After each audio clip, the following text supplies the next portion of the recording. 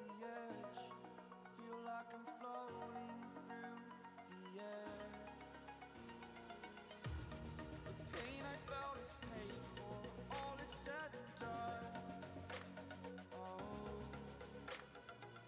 I am restricted, fixed upon the web. I need to kick the habit that my mind is breathing in. Break out, I've got to see. Spent all my life holding all of it closely. I played it innocent, a feel of discontent. I'm finally facing it all, fearless.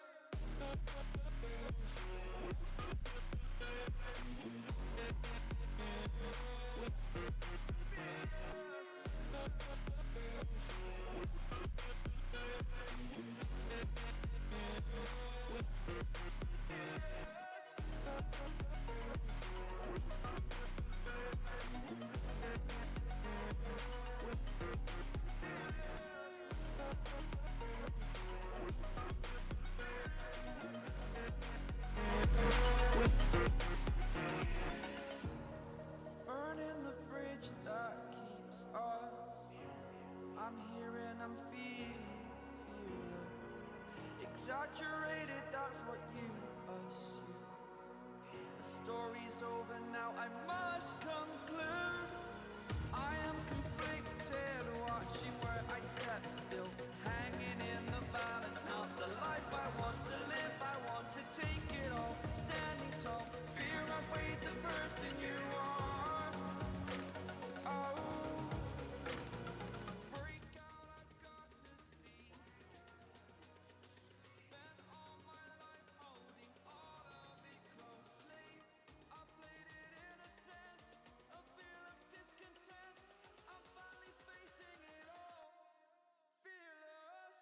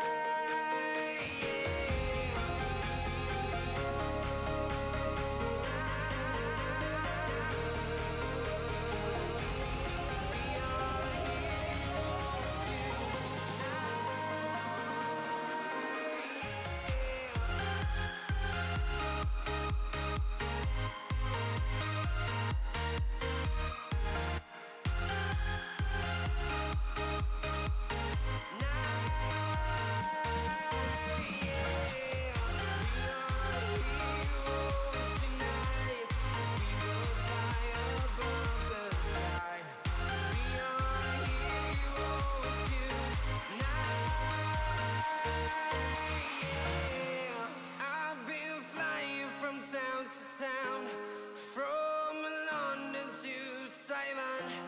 I've been all around the globe trying to protect your soul.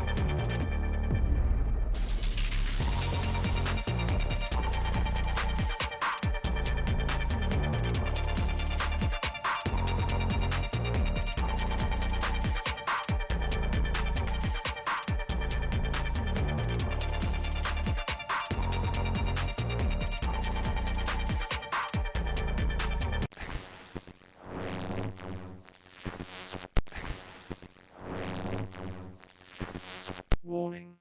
Slash all has been compromised. Unknown user. User ID. Goons Squad.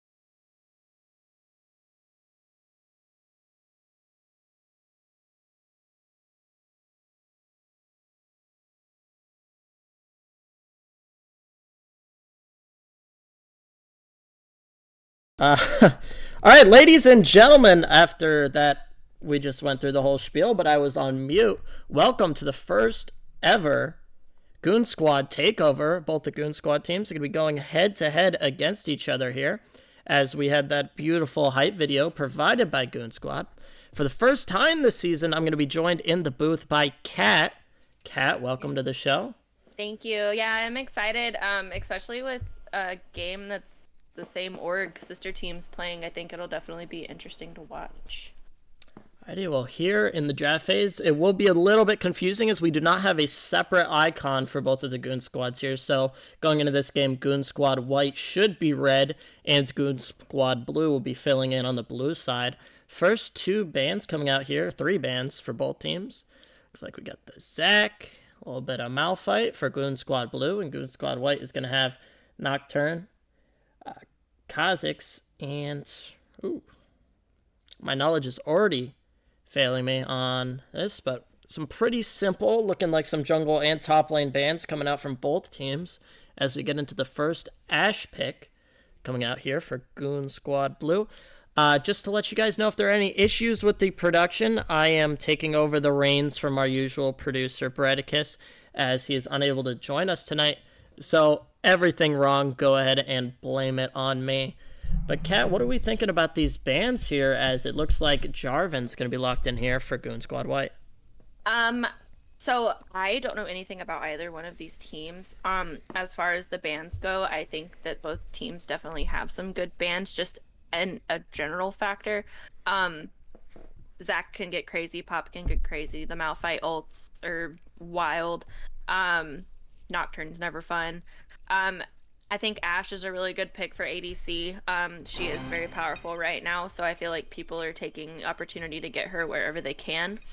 However, Jarvan can mess that up very easily, as well as Braum being able to block the Ashe ults. Here we go. We have the Shyvana pick coming in, looking like the jungler to challenge the J4. No, that's never potentially fun. Top lane for Shyvana. Could be an interesting little play here. Now, both Goon Squads, most of these players are returning from Season 1. Of course, I was not present in Season 1. Neither was Kat, so both of us are firing in the blue here in terms of previous matchups, previous rosters. But let's go ahead and take a look at the roster. Actually, I just lied because I can't pull up the roster without it cutting off the draft. So never mind. We have the Thresh pick coming out. Looks like the support for the Ashe here. Ashe threat in the bot lane, looking like it's going to be going up against a Braum Xayah. How are we feeling about this bot lane matchup? I think I feel a little bit better about Goon Squad Blue's bot lane. Just because personally I like Ashe better than Xayah. But I think some really good plays could be made with the Thresh against the Braum. As far as maybe like pulling him out of the way for Ashe to get that ult out or something along those lines. But right now I think I'm favoring Goon Squad Blue. These last couple bans looking to take out some potential mid laners that neither teams like, as the Raucus and the Yone will be banned out for Goon Squad White, as well as Stylus and Veigar on Goon Squad Blue, taking out those mid bans as the bot lane and jungle is all locked down.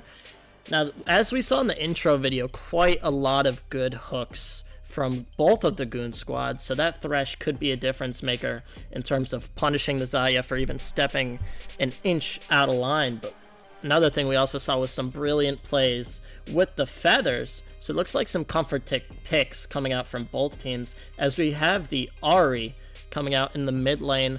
Wait to see the response here from Goon Squad Blue. Ahri, someone who got played in the first game of the season, absolutely ate. And it looks like a Lissandra could be the counter pick here. Just waiting for that to get finalized. Yeah, if it does go through. Oh, go ahead. I think if the Lissandra does get finalized, I think that's going to be a really fun lane to watch, Ahri against Lissandra. I played both of them. I don't play mid lane, but I have M7 on Ahri support, so I do know how fun it is to make plays around the map as Ari. And we As will well be as seeing Lysandra.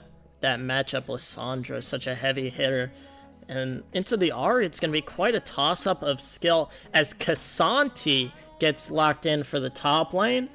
I'm going to be honest, I have never seen a Casanti played in League. I think- Little bit out of my range. I think Cassante, when he first came out during Worlds last year, I think there was a lot of hype around him, and I think people fell away from him for a little bit, realizing maybe he's not as good as they thought they were. But now people have had the time to play him, understand him, and get good with him. Into a Camille, I don't know. I think that could go either way in the top lane. But I'm not familiar with that matchup very well. But I think Cassante does have some potential. I also think Camille also has potential in multiple ways around the map. And I think that'll be a heavy hitting lane to watch. Honestly, no really one-sided matchups I'd give in terms of character selection here. I think it's really going to come down heavily to just who hits their skill shots in mid. Does Lysandra land those heavy hits, or will Ari just manage to be nimble and quick and get out of them? As well as in bot lane, it's going to come down heavily to how heavy Braum can just provide that protection to the Xayah, as both of the teams are locked in here and just picking out their bans, as we will just hang on for that to finish up. But yeah, as I was saying, it's... Go ahead. I definitely think this is going to be a really, really fun game to watch, because after watching that intro video, like I said, I don't know anything about these teams. I think this is going to be a really, really fun game to watch, because I think there is going to be some even matchups across the board here, and like you said, it is going to come down to who can hit skill shots, who gets the better ganks, who shields more, stuff like that. And we're going to see some just heavily skilled play. Now let's take a look at our jungle matchup here. We got the Jarvan 4 and the Shyvana. How are we feeling about who has a bigger advantage just in terms of straight character selection? They're both really nasty junglers. I personally, if I play jungle, I ban Shyvana, just because I've had a bad time with that. But J4 really has the, I guess you would say, team fight potential if he can get his ult on multiple people and his team's there. But that being said, Shyvana in her dragon form hits really, really hard as well. Yeah, and Shyvana, a character that definitely comes online a little bit later into the game. Goon Squad White might want to try to capitalize that, but as they do have a little bit of an earlier fighting team, I'd say the Ahri doesn't take quite as long to really get the ball rolling as perhaps Lysandra. Maybe same thing in the top with the Camille and the Casanti, so it could be a later game sort of lean for Goon Squad Blue. Now, if we take a look back at our season 2 predictions here, Goon Squad White was ranked in 8th place compared to, I believe, 2nd for Goon Squad Blue. So the odds are going to be stacked against their favor, going in against a couple more veterans such as Gecko and Yellow Goon, two pretty heavy hitting players from last season. It's going to be interesting to see that break down. Yeah, not too much. I think with I think we're gonna see a lot of really, really good team fights this game. There's a lot of ult potential with these teams. So I think because you have not only you have the slow from the Thresh ult, you have the Lysandra ult, which slows, and if she does it on herself, heals her.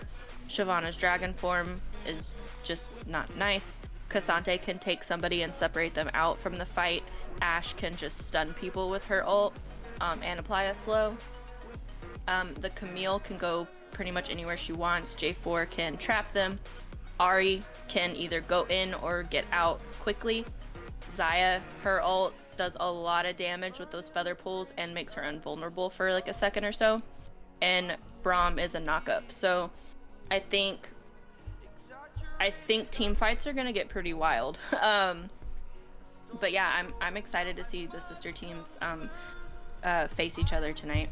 Alrighty, let's throw it on over to our video as we get ready to get rid of the spectator delay and get right on into the game. Coming up right next. Right next? Up next. There we go. Ooh.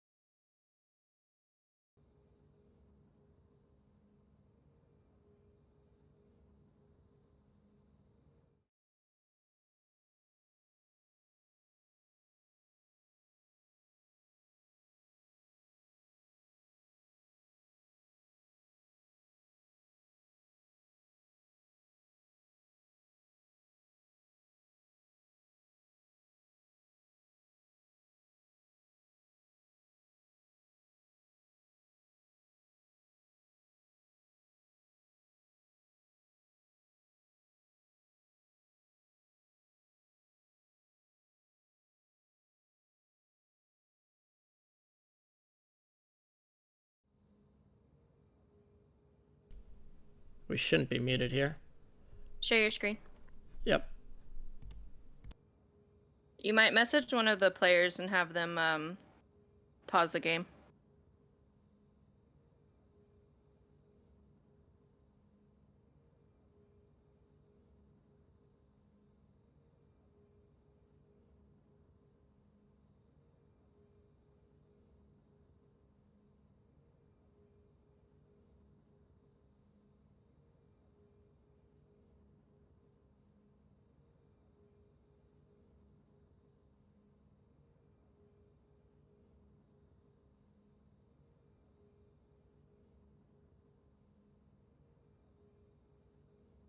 So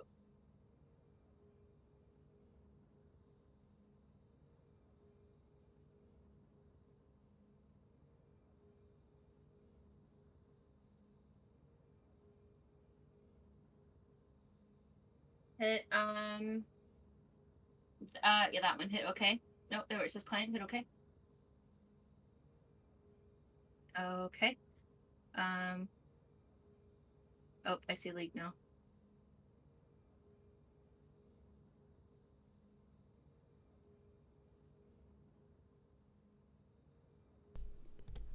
There we go. All right, there we go, ladies and gentlemen. Apologies Black again. for the because I'm not in. There we go. That should be unpaused. All right, ladies and gentlemen, we are back. We will be a little bit behind the players, so that could lead to some problems later down the line. But as if, unfortunately, you guys did miss it because of the problem beforehand. What timestamp are you at? We are at 150. 151 and ticking. Alrighty, we did miss a bit of a fight in the mid lane. Oh, I guess I could just run it back to start, couldn't I? Alright, yeah, let's just start her over at the fight. Starting in the mid lane as we get away with some early action. Yellow Goon goes in, hits the hook, and they're going to be diving in right on that, capitalizing. But the Thresh is going to go down, feeling the punishment for his actions. Braum taking some good hits, gets in there. That's going to be Soul Warrior as Lysandra finds spot 10 on the Jarvan. Some more fighting back. 48 and ticking. Sorry. Gecko being bounced away real quick. Will fall to the Kassanti. And they're going to be chasing down, hitting the slow from the Ashe onto the Xayah. And that is the last kill here as the teams are going to back out.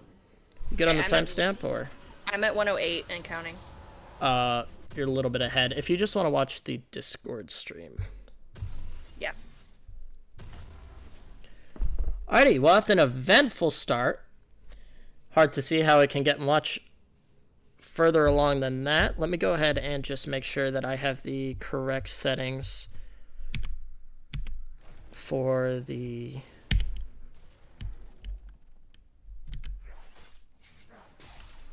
objective timers permanently on there. Alright, and then after that, just easy as she goes.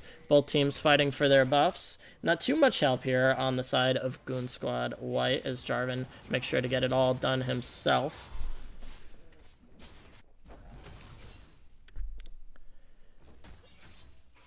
So, alrighty, I'm just trying to figure out Fog of War. We should be good now. Okay. We should be good. Yeah, okay, so that was an interesting start. We saw, is it blue? Is it Goon Squad blue on blue side? Yep. Okay, so yeah, we saw them almost ace Goon Squad White right off the bat in mid lane. Everything has slowed down here a bit so far. A little bit of trading in the bot lane looks like in favor of Goon Squad White. And we do see both junglers on the top side of the jungle. Alrighty, there we go. Spectator cam is all set up. And just some early CSing going on here for both teams. Just making sure to try and recover, at least on the squad of Goon Squad White that got a little bit heavily demolished here in that early fight. They're going to be down to an 8,000 gold lead, or 8,000 gold lead. 800 before the game even begins. Just not really the way you want to start things off on the side of the underdog team. And it does appear that we have a problem with game audio not coming through, so let me try and tackle that real quick. All of the problems being sorted out early. That should fix the problem. You guys might have a black screen there for a second, unfortunately. As we have some early fighting here in the top jungle, and Body's going to be going in on Jarvan, punishing him for trying to steal. He hits the pull forward, and the flash over the wall, and that's going to be the finish here. Will Gecko be caught out with him? Low on mana, but so is Embody. Yeah, we saw Jarvan try to flag and drag out of there, but the Cassante immediately followed up with the flash and got him. The Camille was lucky enough to get out of that fight with the Shyvana right behind the Cassante. Just 1 second, we are going to go back to a black screen as I do fix some other audio issues coming out. That should do the trick, and now we should be good as we have some early fighting here. In the bot lane, the Brahm's going to be going in as Yellow Goon hits the Thresh push away. Kaisa Xayah trying to hit those arrows, but it's not enough as Gladiator Set is gonna fall. In comes the Jarvan, trying to finish off Mr. Nacho, but Mr. Nacho does too much damage. Huge pull from the Thresh to get the pressure off of Nacho, who finishes for a triple kill in the bot lane. Such a beautiful play. That was such a good hook by the Thresh there. If he hadn't have hooked him, Ashe would have been gone. And not only the hook, the push away early in the fight prevented some strong damage from being done to the Ashe, keeping him just giving them longevity in the fight. And it is looking one-sided off of the start in favor of Goon Squad Blue, looking to show why they were so high in the power rankings. As K'Sante here in the top lane is just bullying. Yeah, I think one rule everybody should know about playing against an Ashe in the bot lane: don't let her auto you. It will hurt. Yeah, those autos doing such damage to the heavy hitting Braum, who normally is able to just eat a lot of bullets, but that along with being ahead early on in gold by such a strong, almost 1,000 gold differential in terms of the Kaisa, even more than the Braum, as Embody here looking to maybe get a kill on Gecko, who manages to get the armor and save off. Just some great poke plays just being brought all around here as even the Ashe continues to just onslaught her opponents. Xayah managing to keep level in CS though. Yeah, unfortunately, I don't know if they're going to be able to do too much against this Ashe now that she's 3-0. That's going to be really hard to come back for. We do see Lissandra getting a kill on that Ahri mid lane. J4 was a little too late coming in on that. A beautiful kill for the Lissandra. That's just going to keep pushing her ahead in lane. Already 1,000 up on the gold. As we see just items coming out here on the side of Goon Squad Blue, keeping them such far ahead. Another reason why the Ashe is where she is the Noon Quiver, just providing so much assistance here for her. And she's even able to stay in lane as Dragon's being taken. Yeah, we will see the first Dragon go over to Goon Squad Blue. It was an Infernal Dragon, so that will give them a little bit of additional damage. Ward clear just coming out for the Ahri, managing to stay in lane as the Lissandra has backed for some money. So just have a little bit more scuffling going on across the board. K'Sante trying to just keep some pressure up. Oh, good hook and there. throw by Thresh. And a beautiful hook play. We did see the Braum flash away and get ignited. We are seeing Ahri rotate down here though, so this might cause some trouble for Goon Squad Blue in the bot lane, but Thresh will flash out and Nacho will get shut down. And Yellow Goon looking to fall here too. And yep, it's a great play there, getting the bounty gold from both of those players onto the Ahri in the mid lane, who came down and provided such great assistance there to the Xayah. No one even involved there on the side of, for the jungler, the Braum, who wasn't even really needed in that fight as the Ahri provided heavy assistance. Ahri looking to get back in her lane though, as that little excursion down to the bot lane might have cost her, well, did cost her tower plating in favor of the mid laner Lissandra, who's already so far ahead. Speaking of far ahead, such a CS gap here at the top lane, about 30 gold going in favor of the K'Sante, just along with those early kills there in the mid lane, is providing such a steep advantage. As we see some more mid scuffling going on. A little bit of backing in the bot lane. What really tipped the scales in favor of Goon Squad Blue here this game? That fight mid lane within the first minute, I think that gave them a really, really big advantage. Getting kills on the Ashe and the K'Sante early. Yeah, those kills early on just provided such a heavy lean in favor, and this game is looking to just follow suit. That early mid scuffling, perhaps rearranged by the teams for a little bit of fun, or just completely gung-ho, is looking to have dominantly shifted this game in the favor of Goon Squad White. Is there really anything that, sorry, in favor of Blue, is there anything that White can really do to even claw this game back from the beginning? Yeah, I think so. I think if Jarvan, well, he's getting caught out now, but I think if Jarvan can get bot side and get some good ults, I think that'll give their White's ADC some ability to get some more kills on her. I think that's where they I think bot lane is where they should focus a lot as far as ganks and everything. And I think that might help them out just a little bit. Well, perhaps they should try to heed your advice, as J4 is just caught out in the top lane trying to get something in favor of the Camille, but Casanti and Shyvana just managed to double up on him, taking him completely out of this game, as just bot lane is continuing on, like you said, to just be so impactful here. The Ashe, who we did see last week how strong a good Ashe with arrows can be. Of course, it was played as support, but either way, those Ashe arrows, as well as just a strong Ashe in general, can be the detriment to some team. And I'm noticing a little bit of just sat wards on the side of Goon Squad White. They really aren't applying much ward pressure across the board early on here, something that could maybe help them at least not fall into some of the traps that they have been so far. As we look to see a gank here in the bot lane, the slow comes out, Thresh Hook is missed, and they're going to back away.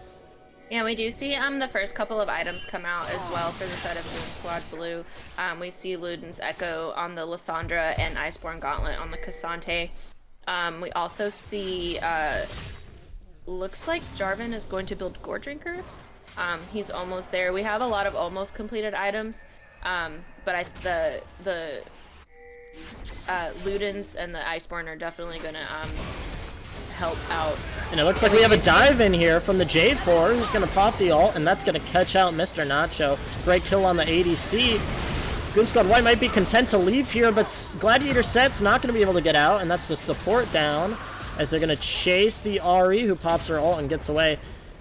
Good trade in favor of Goon Squad White. We did see the teleport come out from the Cassante from top lane, so his teleport will be down for the next couple of minutes.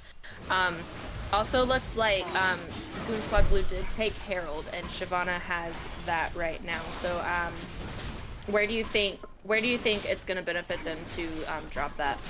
It's a good catch then. I think they're really just going to want to keep perhaps pounding this top lane with Herald if Shyvana wants. I don't think they need too much pressure help in either of the other two lanes. They're doing okay. He's dropping it mid lane. Keep it out, and I am gonna swallow my words here as we get the Rift Herald call mid lane, as you said. J4 is gonna come in to try to alleviate a little bit of damage. And we did help see him out here. We did see second Drake go over to Goon Squad Blue. It was a mountain dragon, so that is going to give additional armor and magic resist, and that honestly is going to be really, really good for Cassante, Thresh, and Shyvana. And nothing going to come out of that rift here as both top lane and jungle managed to converge around it. That's some great calls here by Goon Squad White in order to alleviate the potential just damage that rift could have raked, as we do have the mid teleport out here. So Ahri is content to just get away quickly, get this cannon wave, and try to catch back up a little bit. Managing to level up on CS, does have the first legendary item here in the mid lane of Everfrost. Excuse me, Ludens is out for the Lysandra, but her first legendary in Everfrost. And we do see the Kraken Slayer and the Locket of the Iron Solari for the Goon Squad Blues bot lane. No Mythic for the Ashe yet, but I think Kraken was a good choice for her first item. Yeah, a little bit more damage into the bronze. She is stacking those autos quite well. So really good item here for the Kraken. As she's looking to get caught out, but flashes out of the J4 ult. Ooh, she does need to be a little careful though, because there is 4 people in the bot lane. She has no help in sight and will just run away. Yellow Goon is coming down, trying to provide a little bit of support. as the wave going to crash. Elects to stick the Jarvan of bot 10 just looking here. Doesn't have his ult up for quite a while as he did pop it only to get flashed away. As some good pressure here from the bot lane. I think they're listening to you, to be honest. They've built their whole game plan around converging on the bottom and trying to just prevent that Ashe from pushing along with the Thresh, and that is definitely the right call in this case. Yeah, Thresh, J4 thought about it. He stopped backing, but Thresh backed up. Looking to maybe bait in the Thresh hook. Could have let it land, and it probably would have been beneficial. As I don't think they know that Jarvan's still lurking here, although he did waste a lot of time there in the bot lane, siphoning some of that XP away, and not really getting any jungle clear. Yeah, that's, I think, going to be one of their downfalls, because J4, I think, does really need to focus on getting some really good ganks, but that does open up the Shyvana to be able to go get jungle clear, which we're seeing is she just took the second Herald of the game.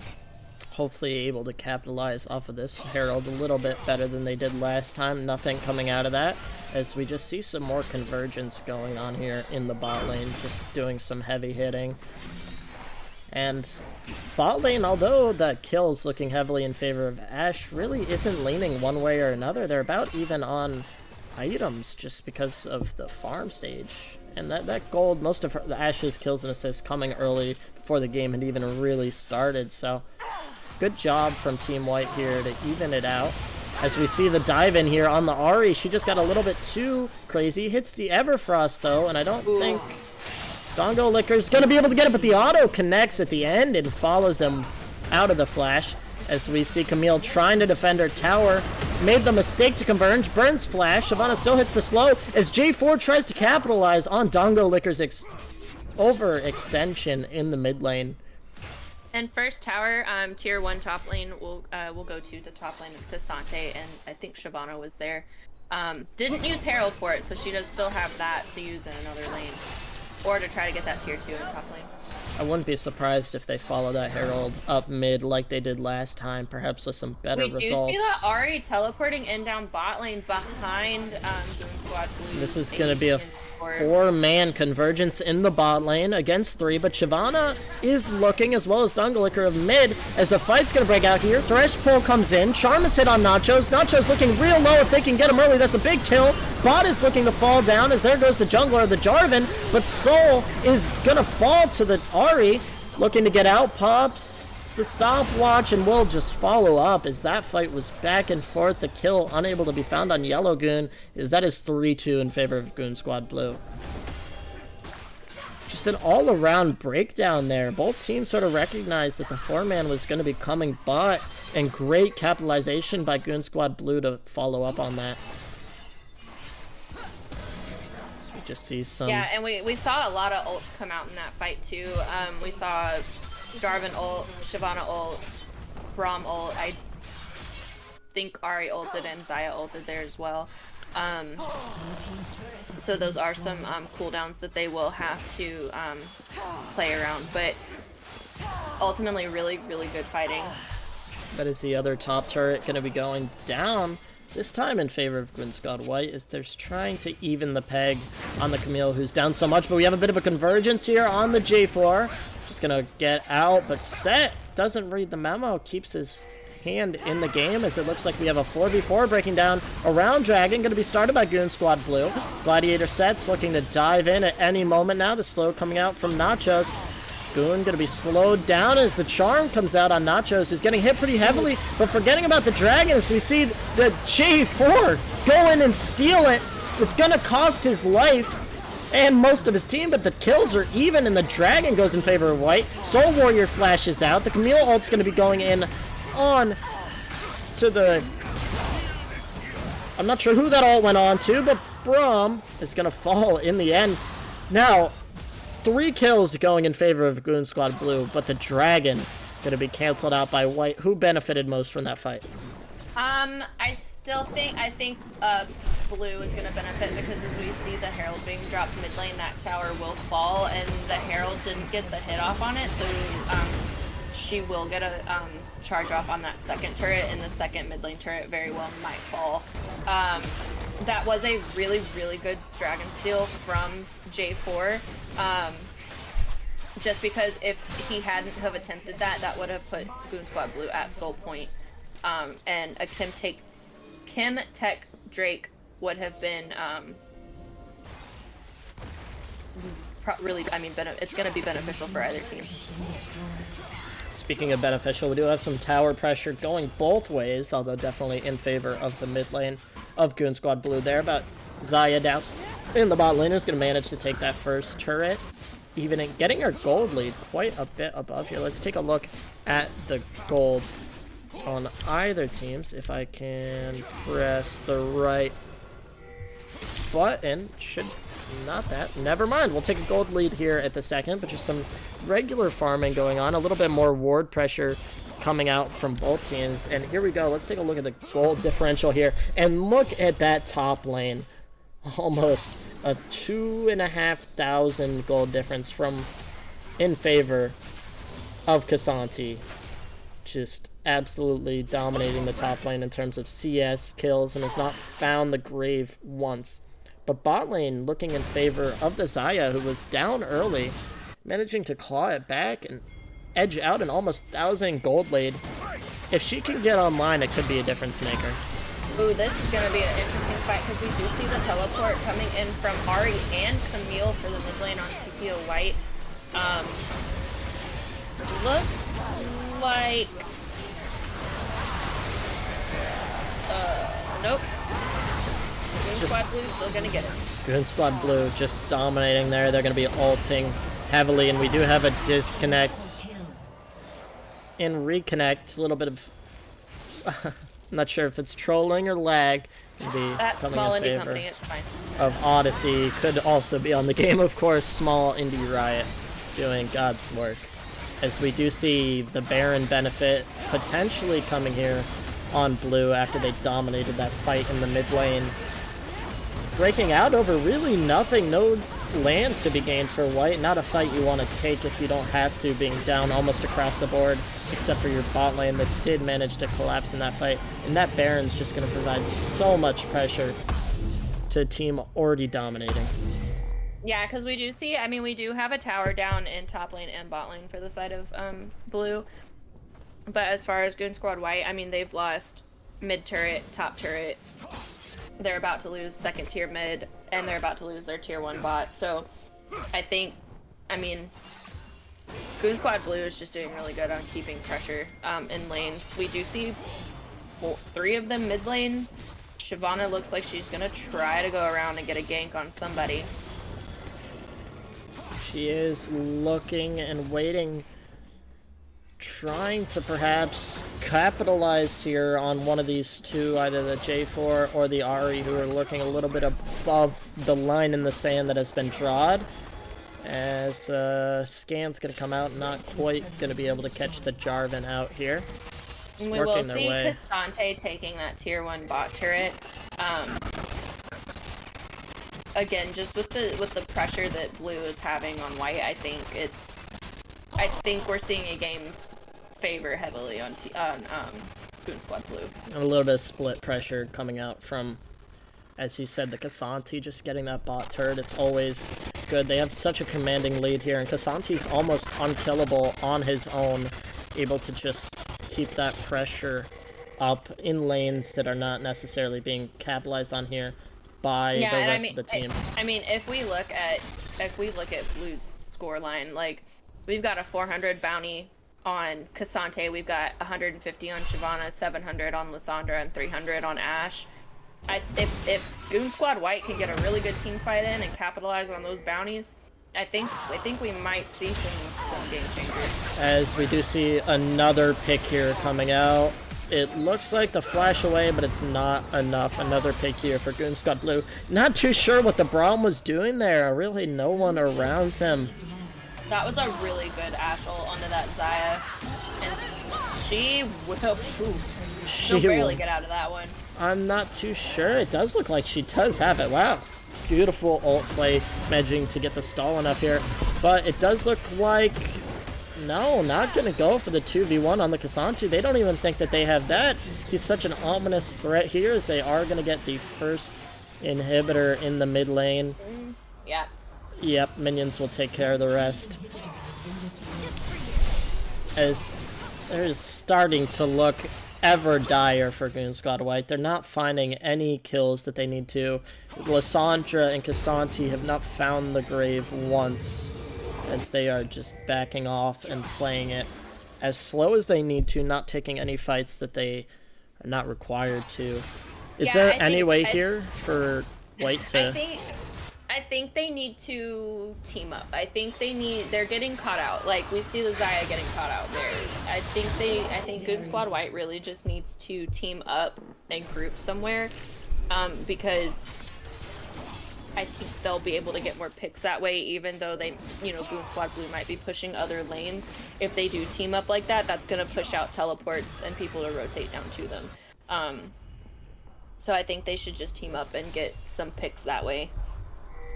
This game might not even be team fightable. They do need to find those picks just on anyone that they possibly can in some form of hunting fashion. We are going to see Ahri get caught out here. She does try to do a little bit of damage, popping the ult to run away, but she runs right into her fellow mid laner of Lysandra. And it just doesn't seem like a lot of coordination here on the side of Goon Squad White. Not really just talking to each other. It almost seems. Braum's been doing his own thing. We just saw Xayah die in the mid lane, and Ahri all alone in the bot lane, not really accomplishing much except a little bit of useless wave clear, as we do see the Thresh pull, but it's going to be punished immediately onto the Xayah and as well as the Braum, and just like that, the bot lane that managed to hold its own is taking out almost the only threats you would think, as it looks like we might have a push here. Yeah, they're just going to send it. Nope, almost. Opting to wait. This game has just turned into an absolute massacre. At this point, I mean, we see the teleport coming through from Cassante, and I think this is going to be game here, because I'm not sure. Yep, fighting going just in favor of Goon Squad Blue. An absolute domination of this game as they managed to go 28-8, looking for some more kills perhaps, but that is the end of that one as they just punish and punish and punish. It really all went wrong from the start for Goon Squad White. So, ladies and gentlemen, that was an amazing game by Goon Squad Blue.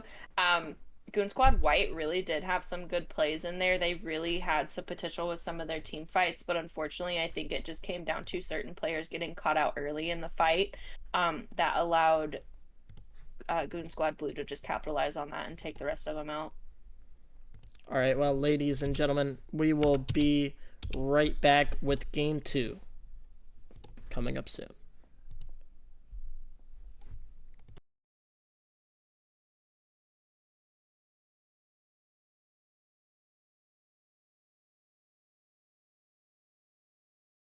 Is she a cat?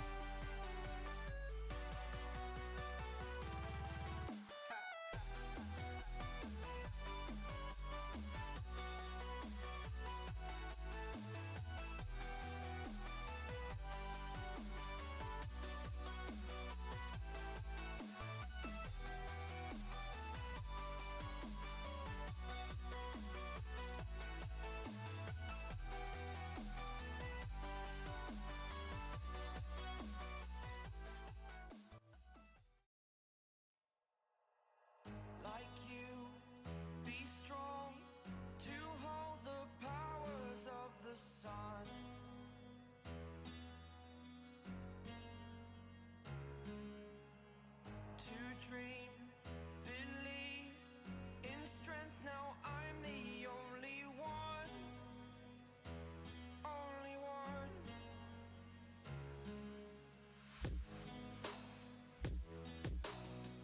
I was an ordinary boy until I broke the rules. My life destroyed, a life destroyed. Until I walk awake, scream my mind, I shout, the ground shakes.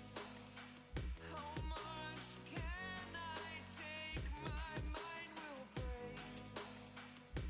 Will it break? Can I take? Can I be your superhero? Superhero.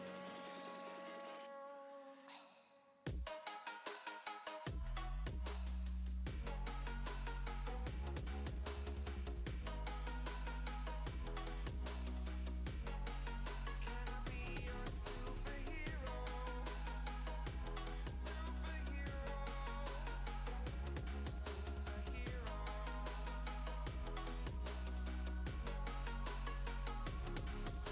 Superhero.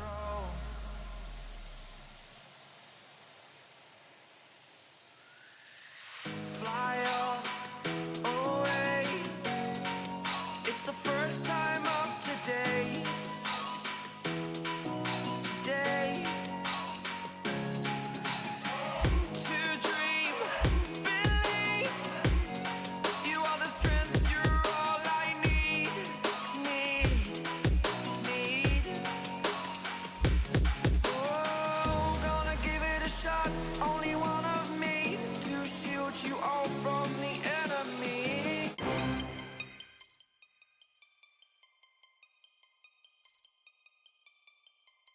Familiar to what it was before. I don't think they heard that introduction because I don't know why it didn't mix for the previous one. But anyway, we are back, ladies and gentlemen, with the draft phase for game 2, and it's looking similar. Similar, but Ashe gonna be banned away for Goon Squad White here, afraid of the power that it showed in the bot lane, and that is properly a good pick, if I do say so myself. Yeah, I'm not surprised to see the Ashe get banned away. I wouldn't be surprised to see the Cassante banned away in phase 2 of banning. The Ashe definitely was, I think, the biggest threat on that team. But the Diana will get through, as the Diana was not banned this time. And Kaisa gonna be coming out for Goon Squad Blue, answering for the Ashe ban. It looks like, could be wrong, they didn't lock it in, but Nautilus Kaisa in the bot lane, something we've seen in the intro video, as well as if you guys were watching season 1. I do know that Nautilus and Kaisa is a mean combo in favor of Goon Squad Blue. So strong in their hands. Yeah, I don't like Nautilus. Nautilus was one of my perma bans for a really long time. I mean, the only, I think, I don't want to say advantage, but I think the only advantage that like Goon Squad White will have against that is Nautilus Hook can't go through walls, like Thresher, Blitzcrank, or Pike. And just to point out, we do have a mistake. I realized the team swap side, so it is 1-0 in favor of Goon Squad Blue, quite dominantly. But we will see the couple in the bot lane. Zaya Rakan coming out for Goon Squad White. Rakan looking to perhaps fill some of the gaps that Braum had in terms of stuns, and just really the Braum didn't do too much to protect the Kaisa, so Rakan being a good choice. As we're going to see the Jace come out. Yeah, and I don't remember which team in the intro video it was, but we did see some really good Rakan plays. So if Goon Squad White can do anything like that, I think they'll definitely have a chance. As well as the E couple being bot lane, that does give them, I believe, I could be wrong, but I believe Zaya Rakan bot lane does, like, they buff each other a little bit. I wouldn't know, you know, I don't have a E-couple Rakan to carry me through my terrible Zaya play, but we will see the Shyvana get banned away in terms of Goon Squad White. as just, she dominated last game. Absolutely punished any thought that their jungler had of stepping out, as Ornn, Veigar coming out to sort of remove the mid lane and top lane options. No ban onto the the top laner played last game, as we Cassante, there we go. He's new. He's not fully ingrained in my head like some of the other ones. Cassante not going to be banned away, could be picked as he dominated heavily last game. But the Sejuani going to come out for the jungle, immediately followed up by a Trundle jungle, baby. So, top lane. Yeah, I would say Diana, Echo, and Trundle, they could all be flex picks. I mean, because we could see a Diana jungle, we could see a Trundle jungle, we could see an Echo jungle, but we could also see Diana mid or Echo mid, or Diana top, Trundle top. You never know. The Renekton flash, so I'm gonna assume Diana. Ooh, the Renekton. Okay, so it is gonna be Diana mid, more likely. Yeah, Trundle jungle and a Renekton in the top lane. Who will he be matched up against? Let's see, as Goon Squad Blue makes their last pick here. Not flashing anyone thinking strong about this, of course. Rengar coming out. Rengar, someone we saw so potent in our last matchup broadcast here on the All channel. Just absolutely power pick no matter where you play. If you utilize a Rengar right, he can punish any wrong move. Now, I probably Rengar top, but could be Sejuani top, Rengar jungle. It could be Rengar top, Sejuani jungle, which is probably what it is. How do you feel about these team comps this game? I gotta give the bot lane favor in the hands of Goon Squad Blue. I think that Kai'Sa Nautilus, as we've seen, can be so nasty with those hooks and just the burst down. So I'm gonna think that the bot lane, Goon Squad Blue, could really win it for them. The rest is up in the air. It's almost too hard to say until we load into the game.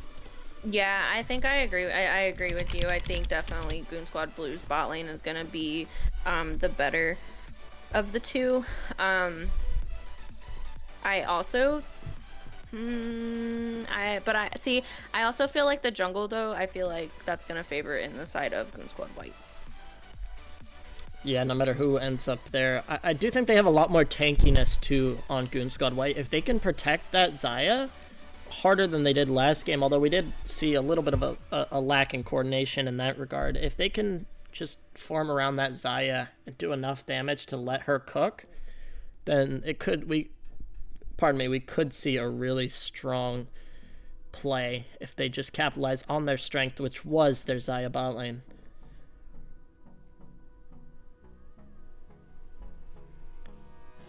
As the teams are making their final selections here in the custom game, before we go ahead and get into it, I just want to say thank you everyone for putting up with some of the technical difficulties, as well as just my general incoherence sometimes, as I am trying to manage OBS for the first time, as well as doing it in front of all of you, so just appreciate that. And big shout out to Kat for joining me in the booth for the first time. Welcome to the All broadcast. Hope to see you some other time other than just when I'm fumbling with OBS. Yeah, no, I'll be glad to come back anytime I'm needed. And hopefully we get some good action here, maybe even a game 3 to keep us up a little bit later. I have to get some caffeine in me as I'm dragging a little bit. Yeah, we're in for some more Goon Squad on Goon Squad action. Of course, if you missed the amazing intro video provided by the Goon Squad organization, feel free to go ahead and watch the VOD after this airs on our YouTube channel or here on the Twitch at around probably 15 minutes in. A beautiful VOD with some hype music. Definitely got me ready for the match. I don't know about you.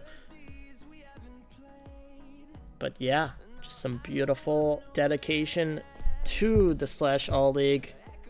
Ladies and gentlemen, the game is in and we're just waiting for spectator delay. Go ahead and put your predictions in the chat. Does Goon Squad White bring it back? Or does Goon Squad Blue continue the dominance that they so heavily leaned into in the first game. Kat, your prediction? I think if it's gonna go any way like the last game did in the first couple minutes of the game, I think it's gonna lean toward Goon Squad Blue. But I think other than the bot lane, I think I'm leaning for Goon Squad White this game. Purely on the jungle and the top laner. Maybe the mid lane. But I think I'm gonna go for Goon Squad White this game.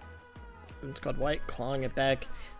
Now I'm just gonna have to beg to differ, honestly, with the bot lane and just the absolute roundhouse kick of a punishment that Balloon Squad Blue delivered in the first game. It's gonna be hard for White to claw it back. They do have it in them, so you've seen before some players like Gecko managing to just play extremely well in the past season, as well as just a strong Xayah show in the last game. But ladies and gentlemen, we're gonna throw it on over to our video, and we will be back in a couple minutes.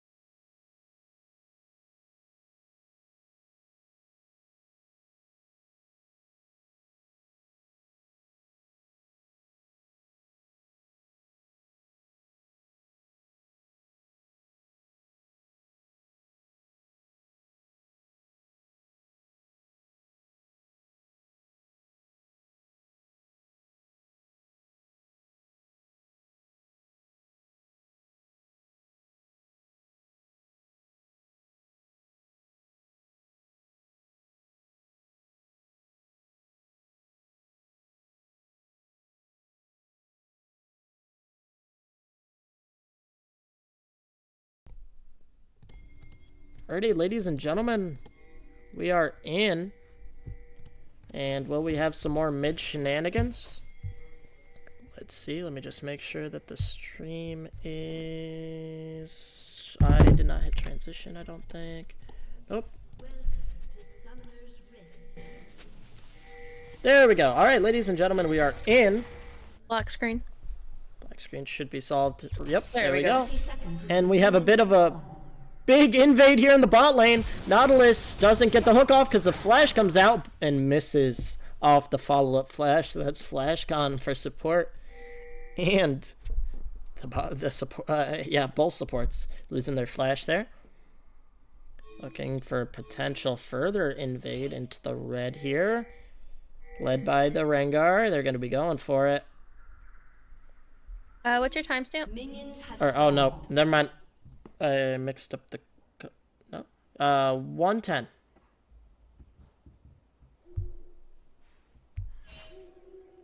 Should be good, right? Okay. What is it now? 124 and ticking. Okay. Okay. Okay. Cool. Yep, and it looks like we've just swapped red buffs on the side of both teams. Blue content to have the Trunkled up top as Gecko's going to be diving in on the Jace, punishing him early. Jace looking to strike back a little bit here and chase the Renekton out, maybe get a little bit more CS. Mid lane's looking a bit regular. A little bit of poking here, back and forth. Yeah, and we were wrong in the drafting phase because we definitely I at least definitely thought it was gonna be a Jace mid, but we did see Jace go top, Sejuani go mid, and Rengar go jungle for the side of Goon Squad Blue. Sejuani mid could be an interesting one to rock as Gecko hits level 2 first and tries to get a dive in. Yellow Goon just using his ominous presence to make his hook known, trying to get a big pull here and give Mr. Nacho that level 2 kill, but it's not gonna go in their favor as they're just gonna be content to sit below their turret and let the wave come to them. So we do see just, you know, standard clearing besides the swap of reds. Seems Goon Squad White saw it coming. Geistig gets a little bit poke damage off. Top lane I think is gonna be the interesting one to watch. For me, at least. Yeah, I think top lane and bot lane are going to be the interesting ones to watch. That being said, I think on the side of Goon Squad Blue, now seeing that Rengar went jungle instead of top lane, I think I'm going to favor Goon Squad Blue just because I think Rengar has a little bit more of a gank potential. And we saw him ready to lead the push in early on. He's not afraid to get down and dirty. As Jace is getting down and dirty with Renekton, pushing him hard under his tower, getting some good damage in the process. One wrong move and it could spell the end of him as he finally gets caught up on level 4. Bot lane here, just really going back and forth. Neither team looking to commit too early as the potential gank comes out onto Dongalicker, who gets dove.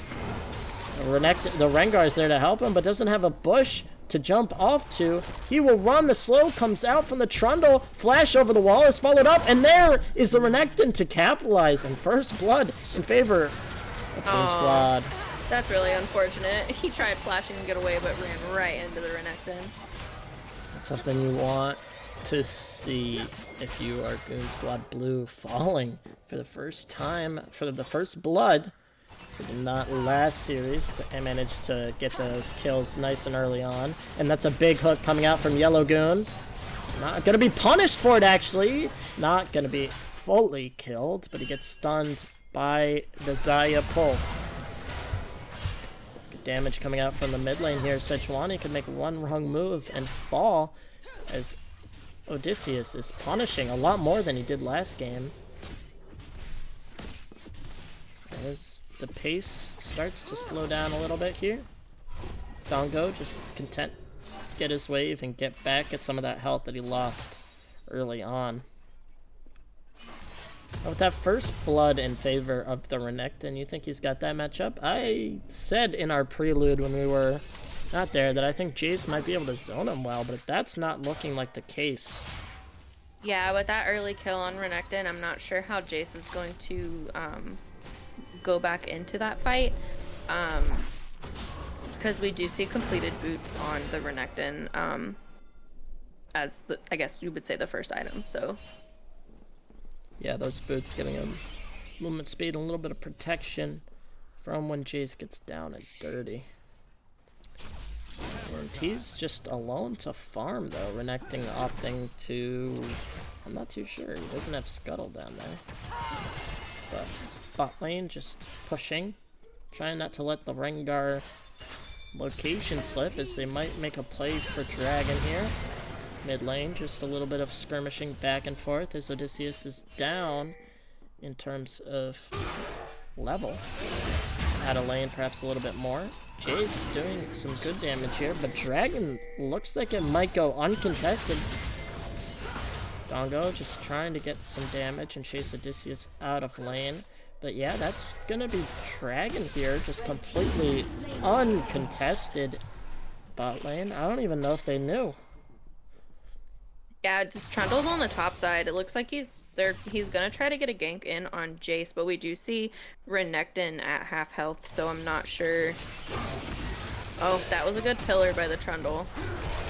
Pillar's gonna prevent him there. The stun comes out, but it's not gonna be enough. It will be enough to chase Jace out of lane though, and perhaps catch Renekton up on CS a little bit here. Dongo going in. The pull comes out from the Diana, who dashes right back on there. Ignite spent on the side of Dongo there. But it's not enough to find the damage. Odysseus, no worse for the wear. Just doing some farming and letting Dongo sort of drive himself insane. Doing a little bit of pushing, but just doesn't have enough damage output on that Sejuani to really compete. Yeah, I don't think I'm really feeling the Sejuani into the Diana. I think Diana definitely has the higher, the one-up on the Sejuani. I don't think that's going to end very well for the Sejuani in the long run. Miss here from Rakan on the E. Stacking the Xayah. Gets the pull onto Nautilus, who's not looking too low. Another pull goes up. The flash comes out from Gladiator onto Yellow Goon. Doesn't have another stun, though. Will Kaisa get the revenge? She's going in. The spectator cam takes me off of it mid-fight. But that's because Odysseus has slain Dongo in the mid. Maybe I should listen to the spectator cam that pulled us towards the mid lane. I guess Sejuani just overstayed her welcome. And we did see the teleport come out from the Jace, but it looks like Jace is gonna get beat down here pretty good. Odysseus just doing so well to zone away from any trouble, really. As the fake back coming out.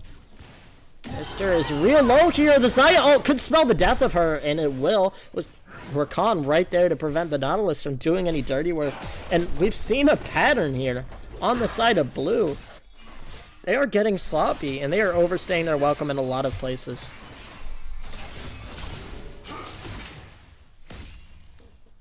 As it looks like we might have had a lane swap. Or is that just temporary?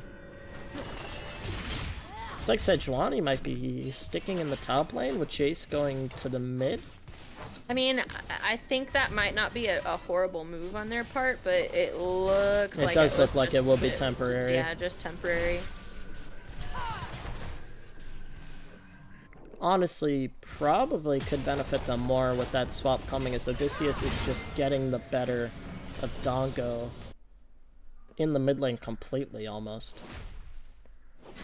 As we just see some good old-fashioned ward clearing coming out from Yellow Goon. They really got to re-establish control of the bot lane here, not get too testy. They're up in CS. They just need to chill their role a little bit and just play perhaps a little bit more passive, like Kaisa really hit her spike and just stay out of those Xayah pulls that have been so beneficial for Goon Squad White.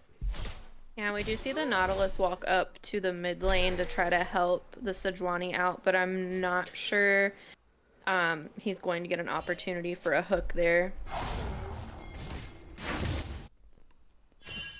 Looks like the call's coming out for Rift Herald in the top lane as bot lane starts to close around Goon Squad White here. Nothing gonna come out of it, it appears. A body going in on Gecko, though, and beating the ever-living life out of him as he's just doing some heavy damage. Renekton can't even really close the gap. Even being a kill up, the CS has gone pretty far in favor, as well as gold is actually in favor of Renekton still, but it does not appear that way when looking over at the fight. A little bit of a jungler gap in terms of gold. Yeah, it's 1,000 gold and the weight of the Trundle. I mean, we do see just a 3,000 gold difference in favor of Goon Squad White overall in the game. I mean, there's 34 kills and Goon Squad Blue has none, so... And Odysseus just unable to capitalize on his ignite, but bot 10 is looking ever so strong on the Trundle. Nowhere to run for the Renekton. He gets the double kill, avenging his teammate as we see another dive in here from Goon Squad White as they're going to dive in on Yellow Goon. Yellow Goon pops the jump over. Set still there with him, doing as much as he can on the Rakan, but the hook just pulls Zaya's nowhere near to help, but Rakan's doing almost enough to poke. Could this be a bait-in towards his teammate? Kai'Sa's gonna burst down real quick, but not quick enough, as we see Rift Herald gather the mid turret. Diving in, Gecko doing some good damage to the Jace, who's gonna try to fight back. Pops the ult, goes in, unable to capitalize, as Rift will get a second dash off in mid. Just some great zone control here from Goon Squad White. And honestly, nothing's really looking in their looking in the favor of Goon Squad Blue here, as Dragon looks like it'll be going to White. Yeah, I definitely think Goon Squad White came back with a vengeance after that first game. I definitely think they made some changes, talked it over, and they're performing much better now than they were in the first game. Team as a whole just looks a lot more cohesive. We did see that they started to fall off a little bit towards the mid game in the last game. They just did not really run as a cohesive unit and take those fights, but this game the calls are on point, the ganks are there, and maybe a little bit of those heebie-jeebies going up against what is largely considered to be the bigger team has caught up to them, and they are ready to rock. Gotten over any post-game jitters they might have had, as we see a bit of a convergence here on bot lane. The Trundle looking. Nautilus doesn't seem to know. The ward was in the bush. It might be controlled out as I have frozen. Do you still have... Oh. Yeah, that's just spectator delay client thing. Alrighty, We do see the ult come out from the Xayah and the Nautilus ult come out. Rengar jumps in on the bot lane. Gladiator set almost got taken out. Ooh, we will see the Nautilus hook onto the Xayah. That is Odysseus getting the kill on Nautilus. Apologies for being a bit behind on that. Spectator, of course, being quite terrible. Because why wouldn't it be? But here we go. Great pick coming in favor of Goon Squad White. Another kill for Odysseus, who's just continuing as going in as bot 10, just getting that damage, somehow staying alive. And that's a double kill for the Trundle and one for the Rakan, as I have frozen again. I believe I'm all caught up now. My apologies for all of you watching, as I am in the same boat you are in terms of freezing up here. Yeah, it happens. I don't know why. It's just the spectator thing in this client. You love to see it. Watchability unimpeded, of course.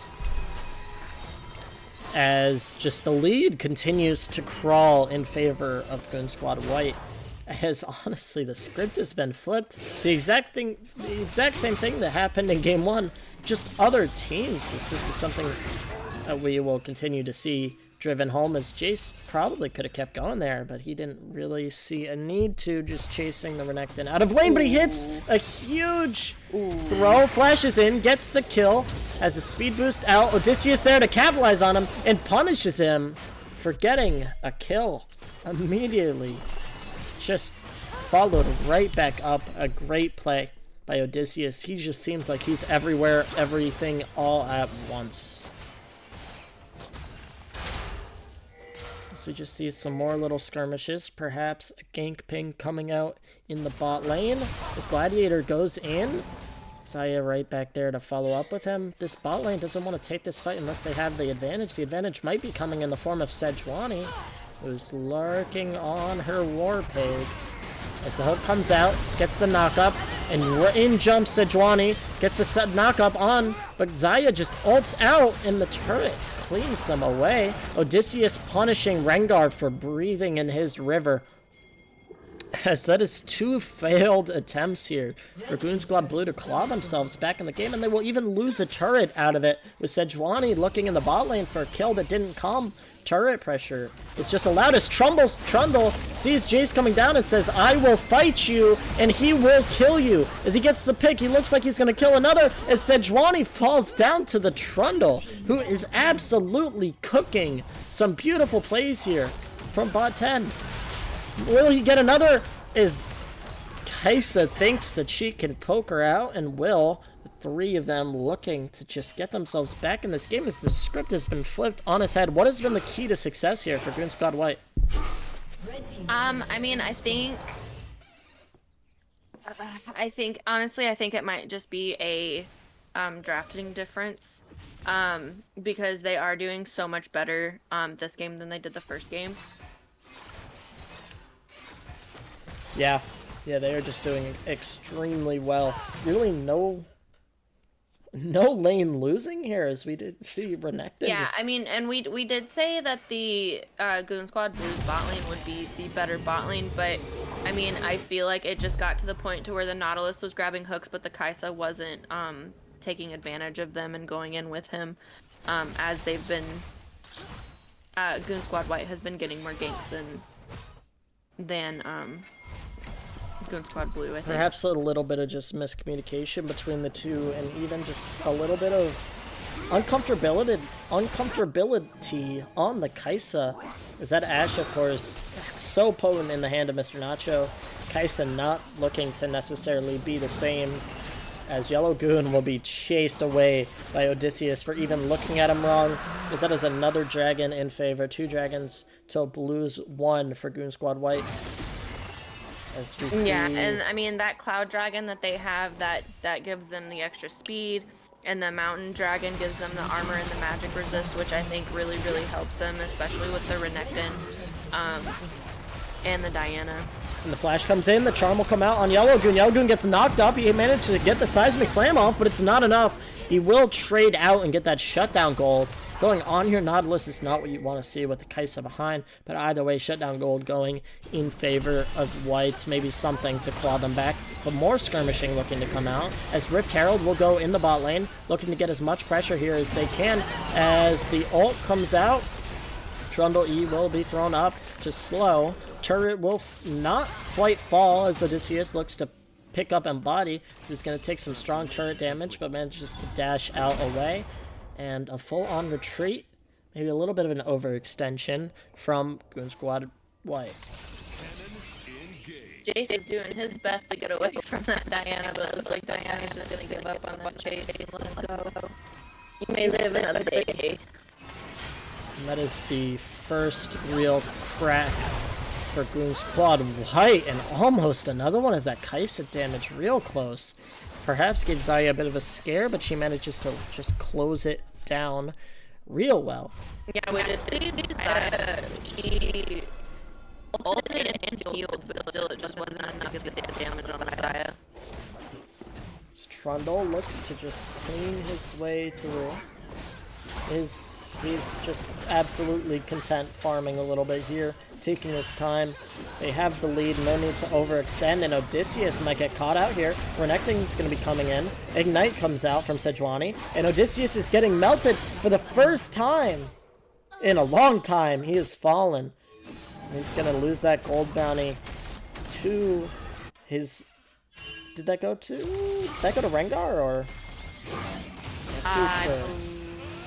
I believe it went to Rengar. To Rengar, maybe get him back in the game a little bit here. No, it was Sejuani. It was Sejuani that took it. It was the Sejuani. So Sejuani, that's getting back in the game a little bit here against the mid laner, who has been quite a weakness as Odysseus continues to face a little bit of disconnect problems. Was dead, so it does not look like they will pause. Or they didn't pause. They should have paused, but he's reconnected in time. Spot 10 hits the Trundle slow onto Kaisa, looking to punish here. Jace comes in, looking real low, but the knockup is missed, and that's a trade out here. Bot 10 gets the Jace gets the Rakan. Bot 10 is eerily low, and he will back out, but Odysseus coming back from the disconnect, looking. Rengar in his jungle, invisible, will jump onto bot 10 and gets 1,000 shutdown gold, and will be content to try to run away, but he will get absolutely slammed down by the Xayah. That shutdown could be huge for getting Rengar back in this game. Yeah, Goon Squad Blue is trying their hardest here to try to, like, shut down a lot of Goon Squad White, but I think Goon Squad White at this point just has too much pressure. Maybe not exactly at this moment, but they do have several turrets down in every lane. And I think that's really going to give Goon Squad White the advantage here in this game from this point going forward. Let's take a look at gold to about 1,200 in the top lane. And in terms of Goon Squad Blue, actually down. This by poor 1,000. Nautilus is gonna get caught out once more. I don't. Oh no, he grabbed the wall and got out. Let's take a look at this jungle gold difference. Almost 5,000 in favors of the Trundle. And Trundle, what has bot 10 really been doing well to keep himself ahead in this game? I mean, well, he has 6 more kills and 3 less deaths, but That always helps. The farm difference on the Trundle and the Rengar is it's huge at this point. I don't think the Rengar is going to be able to catch up. I mean, he is down about 60 or so farm.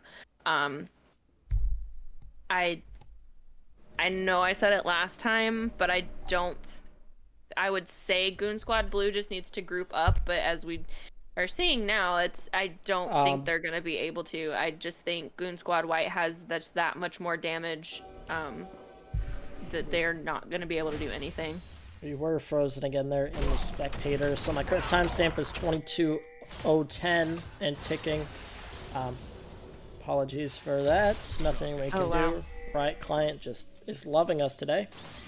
But it looks like we're having a bit of potential skirmishing here in the jungle as Rakan's going to go in and get a beautiful knock-up as Embody is also going to get knocked to the stars and come crashing down.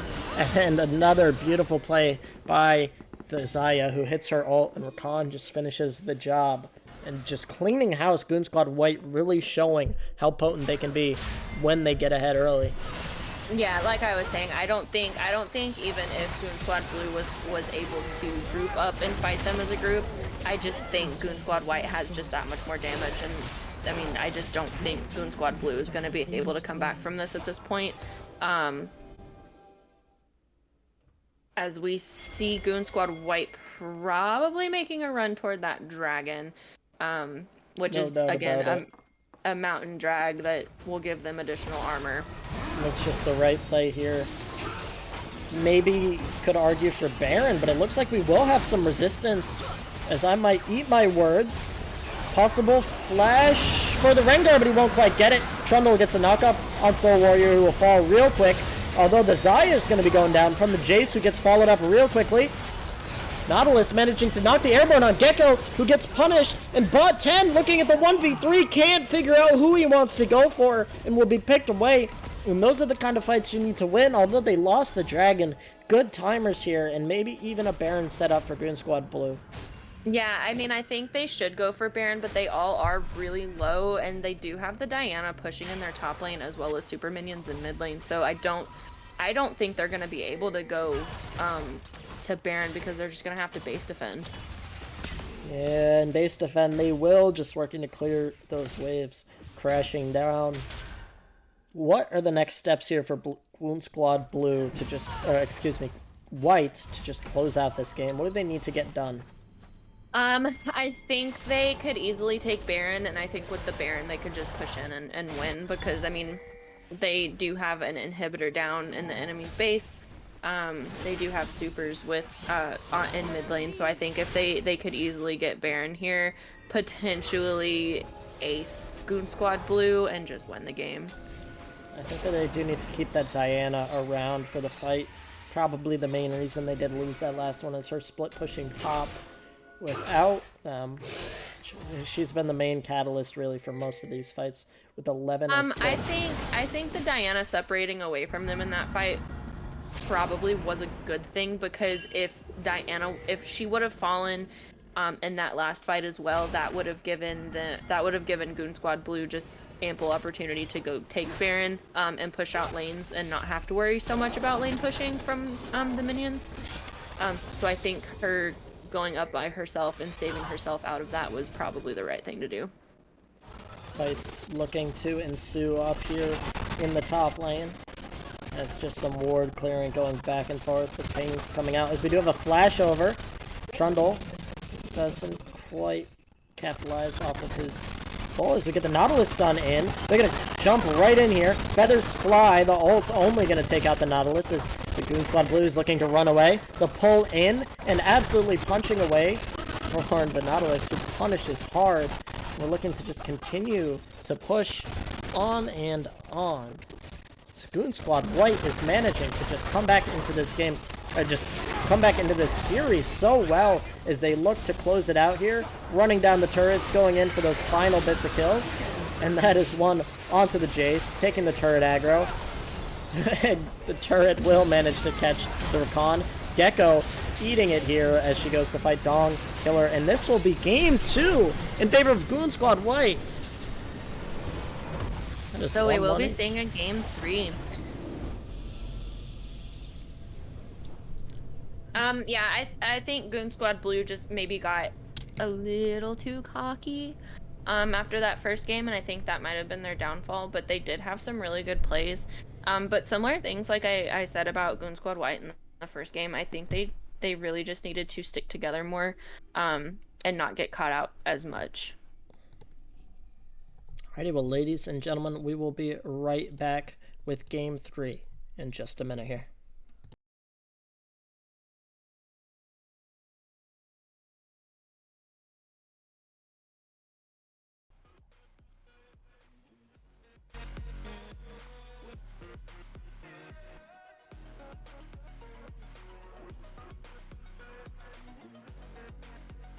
Yeah, I've got to go to the bathroom again.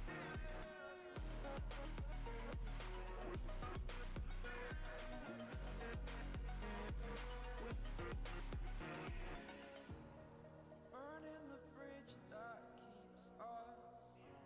I'm here and I'm fearless. Exaggerated, that's what you assume. The story's over now, I must conclude. I am conflicted, watching where I step still, hanging in the balance, not the life I want to live. I want to take it all, standing tall. Fear outweighed the person you are. Oh,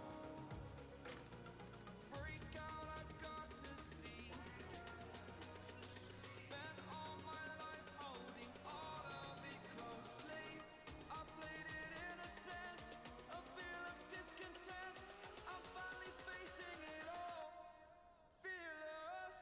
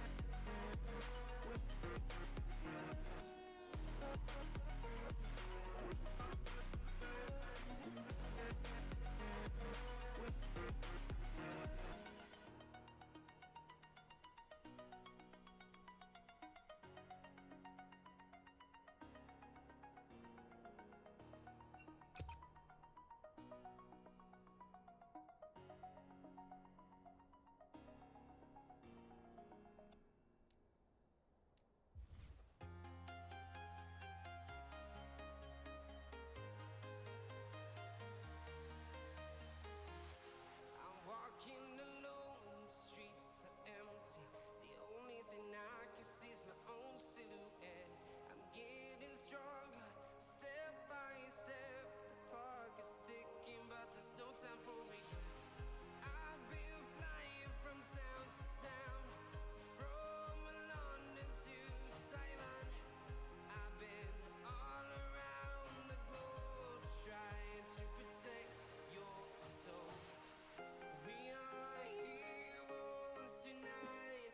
We will fly above the sky. Oh, it says game lobby is full. Heroes tonight. Somebody needs to go into spectator.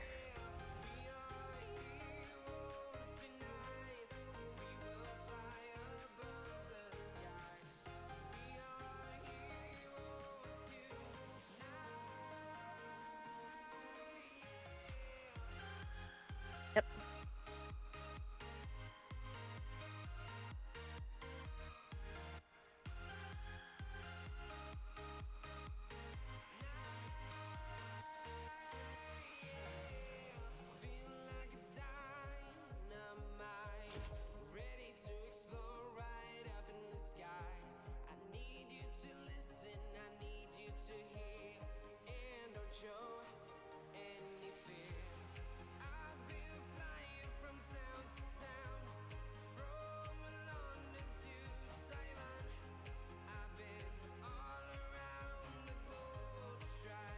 Alrighty, ladies and gentlemen, we are back with a Game 3, the second Game 3 of the season, as I don't think we even saw any last season from what I was told. Just making sure that everything is a-okay. In terms of audio, we should be all good as we go over to the draft. Just some regular bands, but it looks like Zaya's going to be coming out here from Goon Squad Blue, taking out such a potent character from last time. Yeah, I think the Zaya. I think Goon Squad Blue was like, okay, maybe the Zaya is a problem here. Curious to see what the third ban is going to be. The Rek'Sai. Okay, so that leaves the Ashe open for Goon Squad Blue, and we all remember what happened game 1. So wouldn't be surprised if they grab that while they can. You're maybe taking it a little bit personally, but not afraid of that Ashe anymore. Coming together as a team and deciding that they're going to go back to their comfort picks as originally. And Goon Squad White actually banned their own. They were the ones that brought the Diana last game, correct? Yes. They banned it out. Afraid of perhaps the counter pick coming out from Goon Squad Blue, taking it for themselves and not wanting it to go. They decide to go for a Malphite into the Ashe. Interesting pick. We have not seen the Malphite played so far this series. I think it might have even been banned the last 2 games. It was banned in game 1. I don't remember about game 2, but it definitely has been banned so far tonight.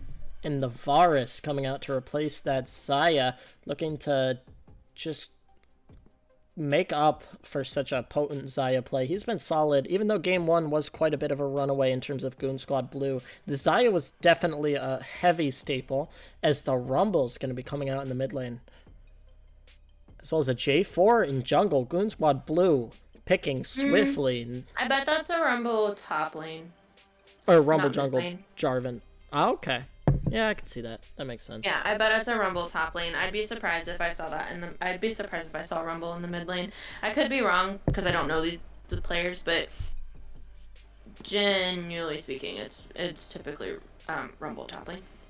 Top lane coming out early, as well as looks like Pyke Varus. Goon Squad White Ooh, has I not hate Pyke. picked a hook character so far. They were met with the Nautilus, who really didn't have too much of an impact, saying that they can make the hook plays better themselves, bringing that Pyke. I hate Pyke. Pyke is my current permaban. I hate that champion. I hate that champion with a burning passion. I'm right there with you. Trust me, a good Pyke line and those ults can wreak havoc on a team looking to provide that. Goon Squad White, as the Lissandra and the Trundle going to be banned out here. Trundle doing so much for Goon Squad White, but not wanting to pick that in the first, wanting to get their bot lane squared away first off, as the Scion gets taken off the board.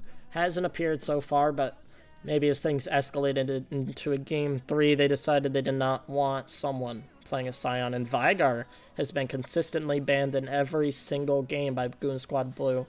Just, they don't like Veigar. I can't blame them.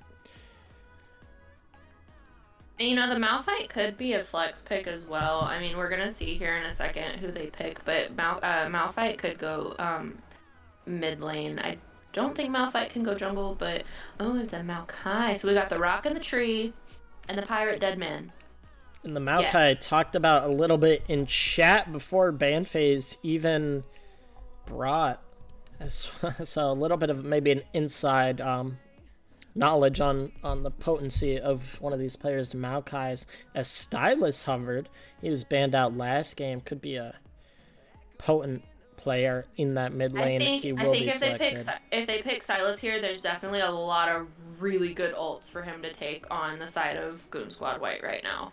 Of course, that Pyke, that Varus, even the Maokai, all Honestly, 4 of those all of ults them, are yeah. beautiful for a Stylus to utilize. As we see the Braum come in for the Ashe. Braum not doing too much on the side of Goon Squad White. Goon Squad Blue thinking they can play it better, providing a little bit of front line for Ashe to wreak havoc as she did in Game 1. Honestly, if I was Goon Squad White here, I'm still burning a ban onto that Ashe. She wreaked. She was so good in that first game and could really be a difference maker here. As there it is, the Vladimir. Gosh, as far as this goes, I'm leaning more toward Goon Squad White's team comp right now. I mean, unless that Ashe can get ahead like she did in Game 1 for Goon Squad Blue, I think Goon Squad White might take it because, like I said, I mean, those are a lot of really, really good ults. But I mean, Silas could just take them.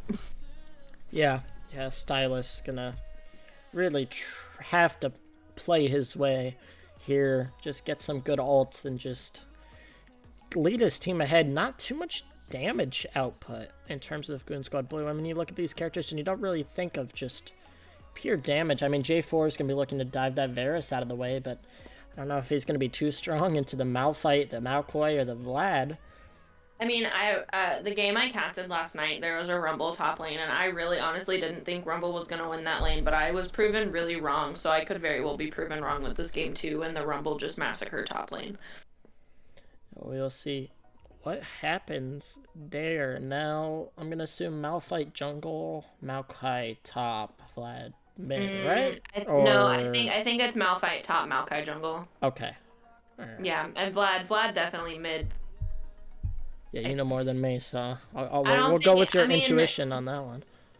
I mean, they could do some sneaky sneaks and put the Vladimir top lane and the Malphite mid, but I definitely think it's a Maokai jungle.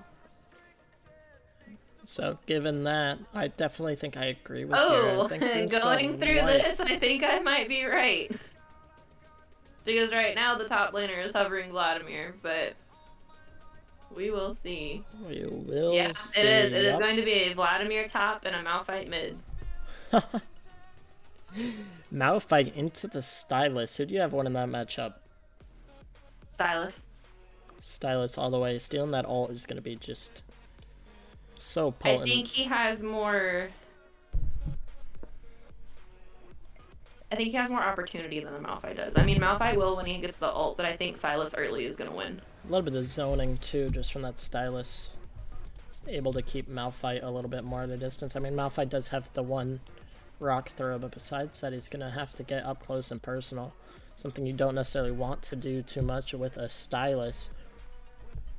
And we do see the Braum on Goon Squad Blue this game instead of Goon Squad White. So it is a different player playing Braum. So, I mean, maybe he thinks he's just better and can play it better and wants to show them that. But I think the Pyke is going to ruin their day. Yeah, I mean, no offense to the player on Goon Squad White, but the Braum really did not do too much in their hands. He didn't frontline as well as he perhaps could have. And he kind of just soaked up damage, and not in a good way. He got caught out alone a lot. So we're going to have to see if Yellow Goon can sort of play the Braum around a player, around specifically that Ashe of Mr. Nacho, if he can play around him well, do some good protecting, and just absolutely eat what he needs to eat, then it will be a great display. Just a good pick. It will be a good pick if utilized properly. As the players are all readied up, ladies and gentlemen, we just want to say thank you for watching, as always, and get ready for what is going to be our second Game 3 of, I think, the league in general, because I believe the one I casted on for our first game was the only Game 3 played so far. So we're going head first into our second Game 3 as we throw it on over to our introduction, to our pregame video.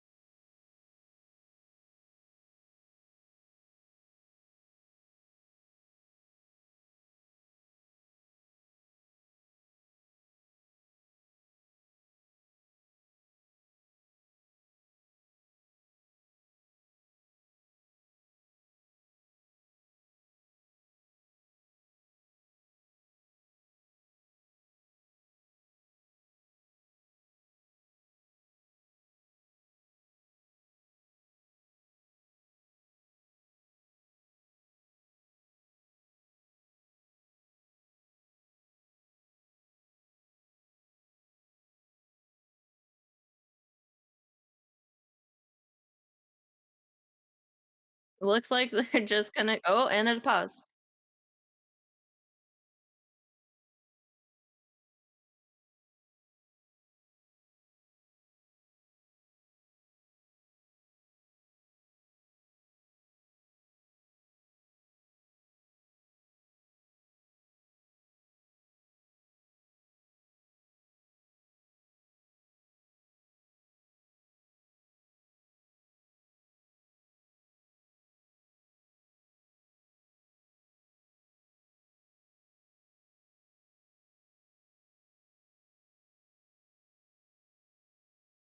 Yeah.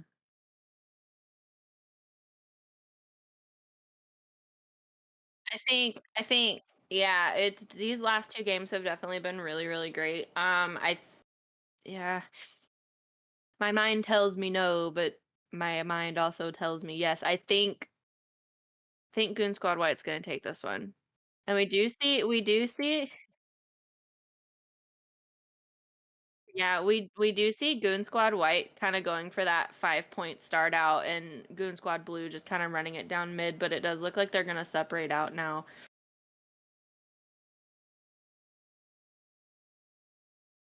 I don't think he does.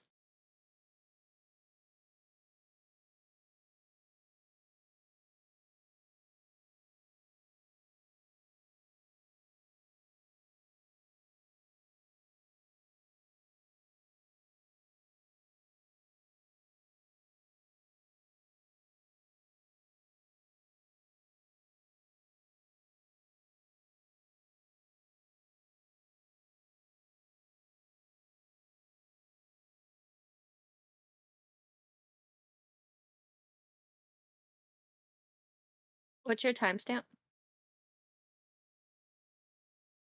Okay.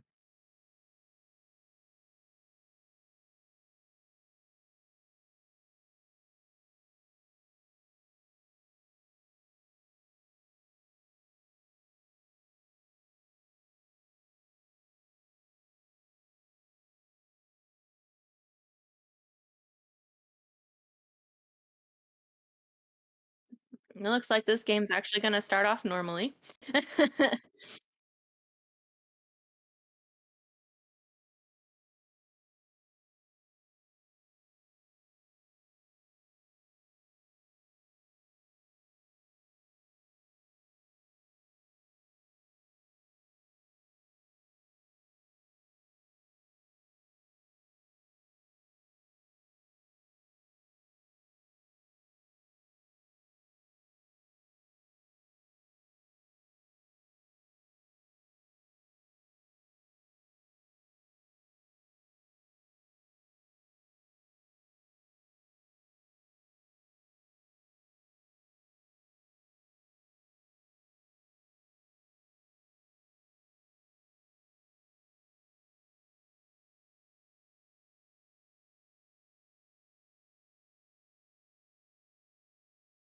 Ooh, that was a good Braum jump.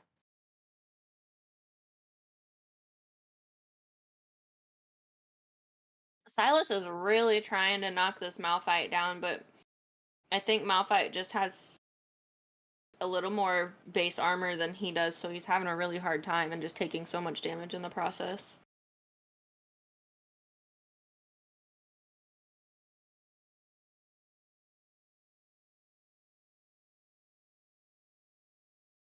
Ooh,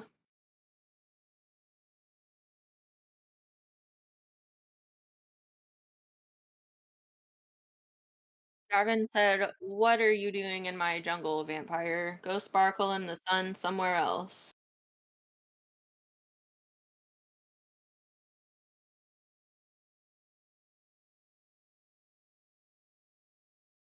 Vladimir did pop Ghost there, so that might be a little problem for him later on, especially if he gets caught out by the Rumble.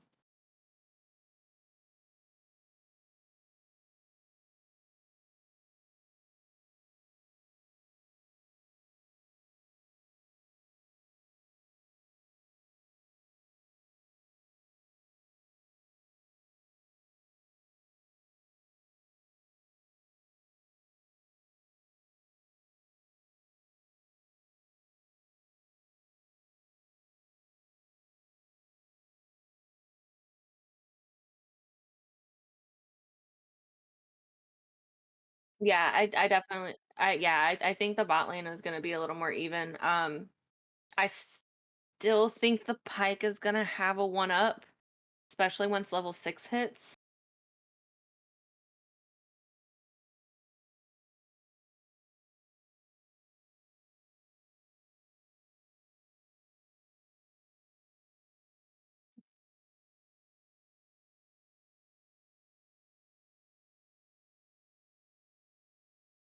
We do see the Maokai bot lane waiting for a bush gank, but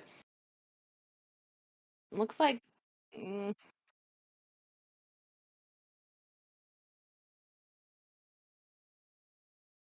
they're inching up. They're inching up a little closer, but because I think they think it's just Varus down there. Ooh,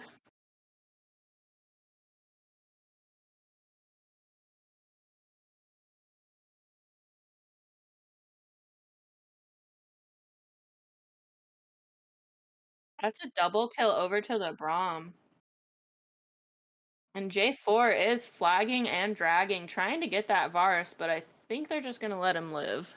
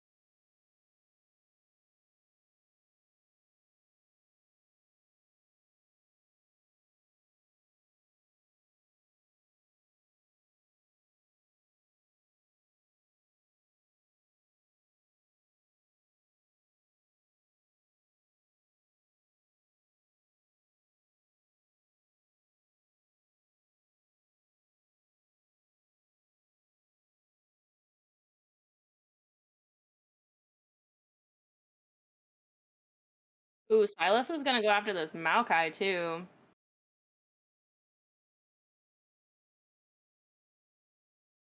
Ooh,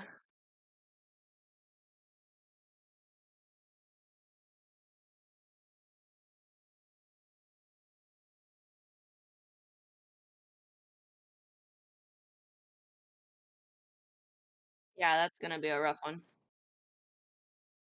Ooh, the Malphite comes back with a vengeance though. Ooh, he's flashing for turret. Ooh, oh, wow.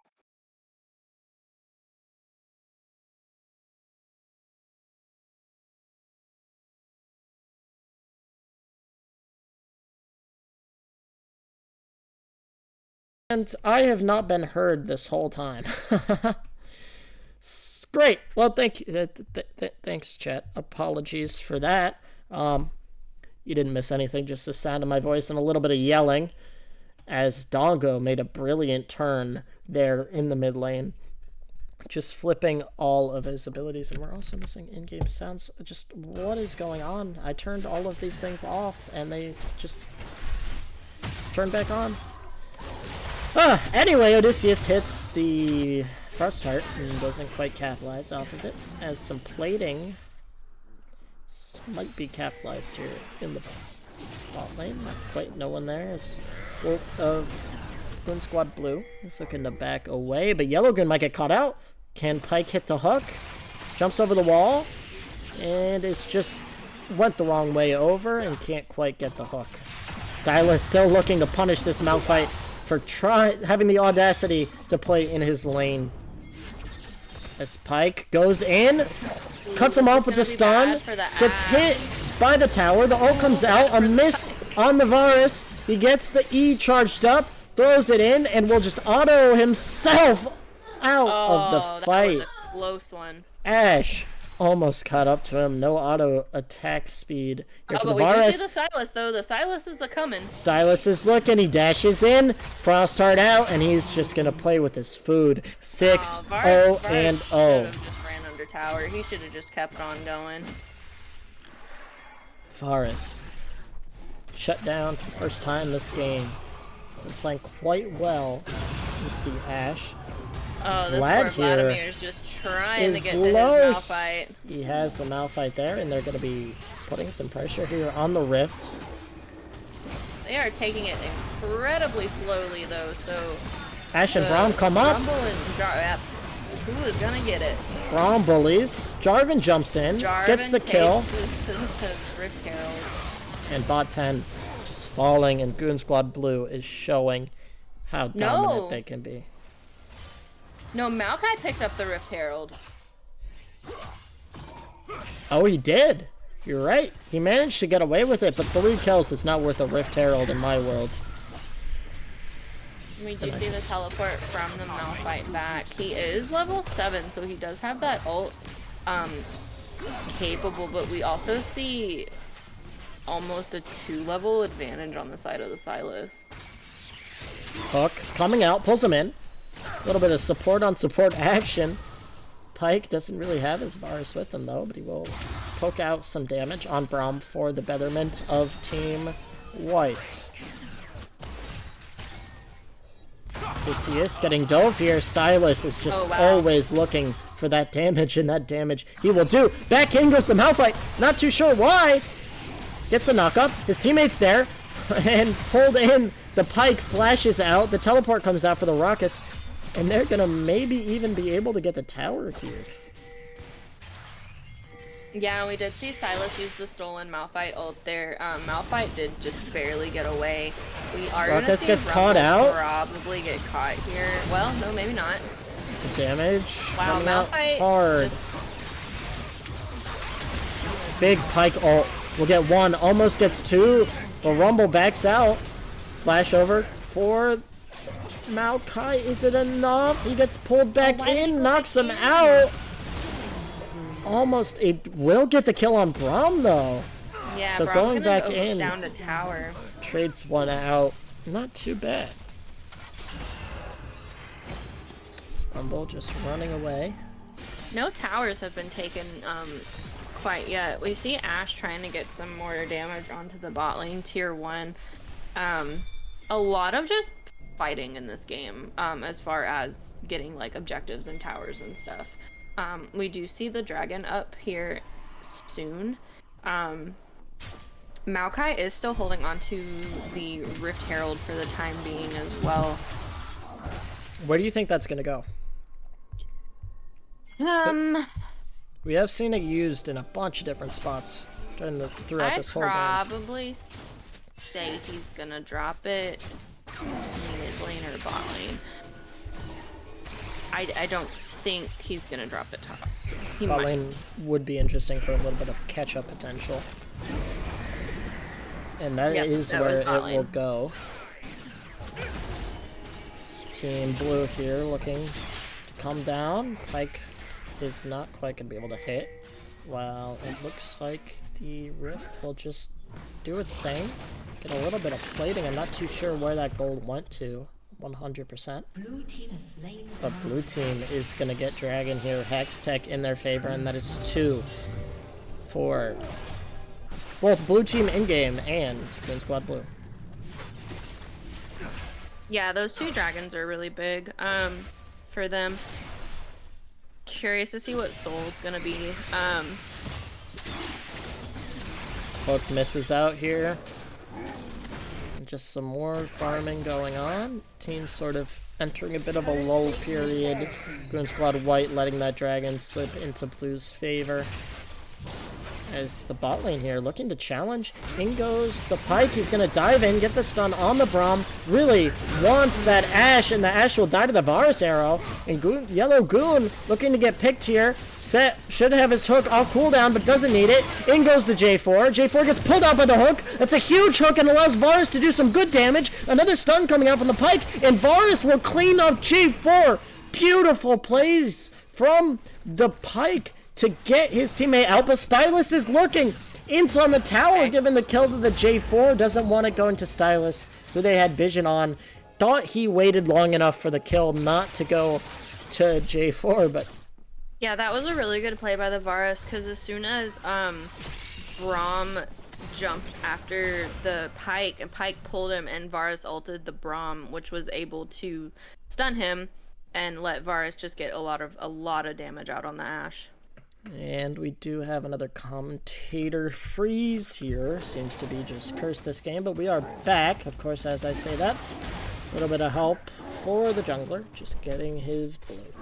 Or stealing a blue, actually, from Goon Squad Blue in jungle here. Rumble just content to farm top a little bit. He's been edging himself up ahead of Victor in terms of CS quite a bit as Gecko just gets chased out heavily. Odysseus feeling the full might of Stylus. Donko doing everything right. He's not had a single misstep this game that I can point out. As Pyke is looking to get some more action here in the bot lane. Bot lane really one of the few hopes, maybe bot lane and top lane I would say are the only real hopes as mid comes and just deletes Maokai from the game. Although a little bit of resistance coming from the top laner here. Oh, they need to go in and help that Silas because he is just getting beat up. We did see him use the stolen Malphite ult on the Maokai. Maokai did fall there. It looks like they're just gonna try to focus this turret and get it down. And he will get the back out as the Ashe arrow swings and misses from bot lane, trying to hit that downtown arrow. As bot lane here on Team White has just been playing extremely well, all things considered. Would you attribute this to the Pyke? Yeah, I think the Pyke plays bot lane are definitely what's giving them the advantage here. I think their bot lane is probably the only lane that's ahead right now. And just to let you know, we are at 16:20 and ticking. Or moved back a little bit from the delay. Just to make sure you're not ahead, Varus is going to get the bot tower here. Ashe sticking her head up a little bit. As Reckless is just going to be content to cause some havoc in the mid lane. As all the blue team here is ready. Did they just get Rift? Did I miss that? Yes, J4 did pick up the Rift Herald. Yeah, it does. So J4 with the Rift. It'll be interesting to see where they throw that. Good to have that in their hands as they've just maintained control of the objectives since being up 10 kills. Does allow you to do that, as well as 4,000 gold. Let's take a look at the gold breakdown for both teams here. Vladimir down about 1,500 here as we do have a fight breaking out. Pyke doesn't quite manage to capitalize, and the Maokai ult is going to go to nothing. As in the bot lane, the only advantage for Goon Squad White coming from both of the bot laners. Otherwise, they are they're down quite a bit. Mid lane isn't even worth trying to do the math on. I believe about 2,100 is the lead for Stylus. And speaking of mid laner, Odysseus will be destroyed as if he wasn't even there at all. Oh, that poor Varus. And the big root coming out in the Varus and the J4 diving in. From downtown. Teleport coming in as just a beautiful slam down by J4 under the turret. J4 though, will eat what he gave out as Vladimir's gonna find him. Bot 10. Gonna get hit by the slow. Another slow from the Braum. And he gets pulled in and just destroyed those slows. As you said, it's slow after slow after slow. And a beautiful ult by the Pyke. He could probably kill Stylus here. This gold would be huge for the Pyke, who's already doing so much. He throws the hook and misses. As Stylus is going to be able to get out of that one. Maybe even looking to turn as he has before it. About a sliver of an HP. Just when you think he's out, he keeps getting back he's going in. back, though. But Pyke's coming. Dodges the Stylus. He gets the pull in with a beautiful, beautiful play from the Pyke, who's been a difference maker here for Team White. The Pyke might be in trouble here, though. Could be in trouble. He hits the phase out. Rumble looking to chase him down. Dashes in. doesn't quite hit the missiles. Channeling Did you see the pull, Malphite pulls coming him up in, behind, though? and that is a shutdown. But he did pull him in, but Vlad and Malkite are not going to want to capitalize off of it. Ash Arrow punishing Maokai. As Jarvan's in, will he get the Ignite? Loses the Ignite battle to the Maokai, but dive in on the Varus. Varus will fall down to J4. J4 doing some great damage, but Rumble's going to almost get the Vladimir. In goes Maokai, or Malphite, excuse me, as Rumble just burns him to a crisp, and down goes Maokai. At what cost for the dragon? Probably too much.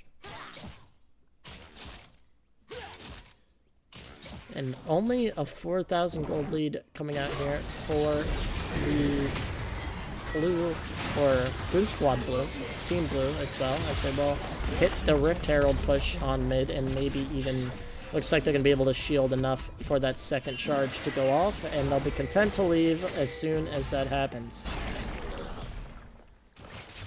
Good lane pressure in the mid lane. What will it take for White to come back here? I mean, it could be anything at this point. I think if they can get... I know I've been like talking about team fights this whole time, but I think if they can get a good team fight with the Pyke and the Varus there, I think they might be able to turn it around. And I think as we talk about how it might seem the gold lead is a little bit closer than what the kills might seem. I think it's really just because of that Varus. The Varus is doing God's work in the bot lane, keeping them ahead. And really Ashe, who had such an impact in the first game, has been doing well, don't get me wrong, but has not been as potent with the Varus doing what they can. As Odysseus finds himself just... This poor Malphite, man. He just can't catch a break. He dominated. Malphite built Luden's Tempest. That's really interesting. I don't think I've seen an AP Malphite. Yeah, bringing AP Malphite into a stylus, you know... yeah, I don't know. He might have needed to rethink that move. Well, he's not going to have time to do that now as we enter a fight and just all of the CC coming out on that set, and that is exactly... on the Pyke, excuse me, and that is exactly what you need. And just look at the zoning capabilities on the Varus. You know, we really... G4 is trying. Looks like he will be able to get out. You know, we talked about the key being to get the Varus and the Pyke there in a team fight, but even when they are in a team fight, Goon Squad Blue just zoned them into an absolute oblivion, making it so that they just really didn't have a chance. And honestly, Pyke, who has really been the only... Yeah, Pyke has definitely been the heavy hitter in this game for Goon Squad White. Unfortunately, it may just not be enough, considering the Silas and the Rumble are so far ahead. And not really to the detriment of Vladimir. Vladimir has only died one time, and I don't believe that was in lane either, but Rumble has just been such a dominant presence around this whole map that it has been just out of the capabilities for Vladimir to really do anything about him. So, top gap, I suppose. As just mid and top, Rumble, J4, Stylus, they've all been playing so dominantly, enough to make up for a more evened out bot lane. As we do have a fight brewing, it looks like, around the mid jungle. As the stun comes out on the Varus, J4 is in, and Varus is dead. A beautiful play by the Ashe to secure that arrow. Yeah, he just unfortunately got caught out there. I am so confused on this Malphite build right now. I think he might be a little bit down in spirits, so to say. Just having a little bit of fun here, as Baron isn't going to be having too much fun being torn to shreds by Goon Squad Blue here. The Maokai is there, but... Doing a little bit of zoning. Dives in on the Maokai, as you said. And there goes the Pyke as well. Just absolutely destroyed. Unable to even react. And 20 kill gap for Goon Squad Blue here, showing why they were one of the favorites in the power rankings and why they are the dominant Goon Squad team here. Yeah, I mean, both teams have been playing very, very well. I just think it's just been like minor slip-ups and minor, things that could be changed that have been the downfall for both teams in all of these games that we've seen tonight. Again, Goon Squad. Go ahead. Oh. Goon Squad Blue really just bringing it back in every regard here. They really haven't had a lane lose like they did in the what seemed every lane was losing in game 2. Poor Maokai. And there's a beautiful arrow coming out on the Maokai, and he will be subsequently bursted down.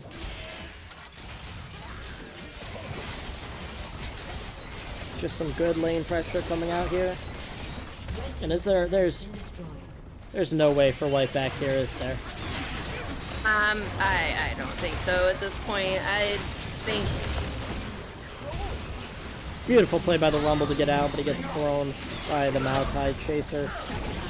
I really had hopes for white bot lane, but unfortunately I think the rest of the team just kind of lacked a little bit and wasn't able to get ahead like they were. And I don't want to say cost them the game, but I mean, Goon Squad Blue just got that much more ahead in all of the lanes. Yeah, I agree with you completely. Bot lane for Goon Squad White really did everything they could to try to maintain a lead, and they had a lead for most of the game, even though the team fights just were not won around the board. No dragon fights either. Dragons going quite early. The first 2 dragons, I believe, were in favor of Goon Squad Blue here, just giving them just that little bit of stat bonus and building up with each of the dragons as we continue, as we start to look for the next dragon here. I should be up any minute now. I don't have the objective timers on. Never mind, 3 minutes until the next dragon, so don't know what I'm smoking, but just a little bit of a period of peace here. Yeah, and I mean, if we do see this game get to where they can take Dragon Soul, it is an Infernal Soul, which for Goon Squad Blue is just going to be ridiculous because we have the Rumble and the Silas, which are extremely AP heavy. And speaking of the Rumble, he will torch his lane mate. And a beautiful turn here coming out with the Ash Arrow. Stylus flashes over and eats his lane. Just continuing to chase this Maokai away, and trying to teleport out isn't enough here as Stylus will find you and chase you, and he's going to find Harris and finish him off for the triple. Will he get 4? He wants it. He gets it. That's a quadra for Dongo. I think this might very well be game here. Yeah, the lane is up in mid. Ash is starting to get some damage on those final towers here. Yeah, Silas has been on a mission. He said, I will find you and I will kill you. Stylus with the quadra to close it out. We'll find one more here. And this is game for Goon Squad Blue, showing why they are the dominant leader. Ladies and gentlemen, I believe we will be having an interview with the leader of Goon Squad Blue. I think Yellow Goon will be joining us. Yellow Goon playing such a potent Braum there in that third game, managing to shield insanely well for his teammate. Just something we said as a victory for the Ash, just absolutely shielding his way through, letting Ash do so much damage. And just honestly, that game was really controlled by 2 people, the Stylus and the Rumble. 24,000 for the Rumble and 22,000 damage for the Stylus, respectively. Just some absolute domination there in the mid lane. And I'm not too sure if the interview will be coming.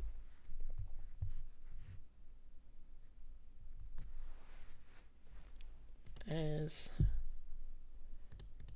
that game just really just ran away early on. I mean, besides the bot lane, no lanes were holding out for any hope. But before we do get into the interview, I just want to take a second to thank everybody for joining us throughout this stream. Thank you for dealing with as I still continue to have OBS learning moments as I get the score adjusted for you there.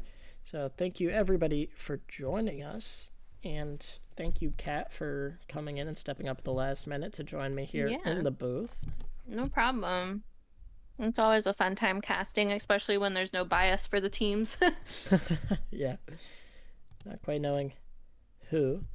And Yellow Goon is sending a message here, so we're just gonna wait to see. Yeah, I don't quite have any. I'm used to Bradicus or Brendan just hand feeding me my interview questions, so I'm gonna have to think of some here on my own. Of course, you as well if you have any questions here for Goon. Oh, they're sending Nacho in.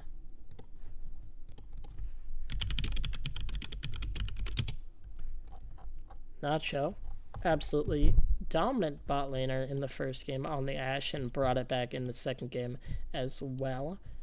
Doing some great damage. And Mr. Nacho, you're here. Welcome. Hello. Thank you for having me. Well, Nacho, you were dominant in game one with those Ashe arrows, playing absolutely beautiful in general. Take us through that first draft phase and what made you go with that Ashe, and I believe it was Ashe Thresh. Yep. Ash Thresh, yeah.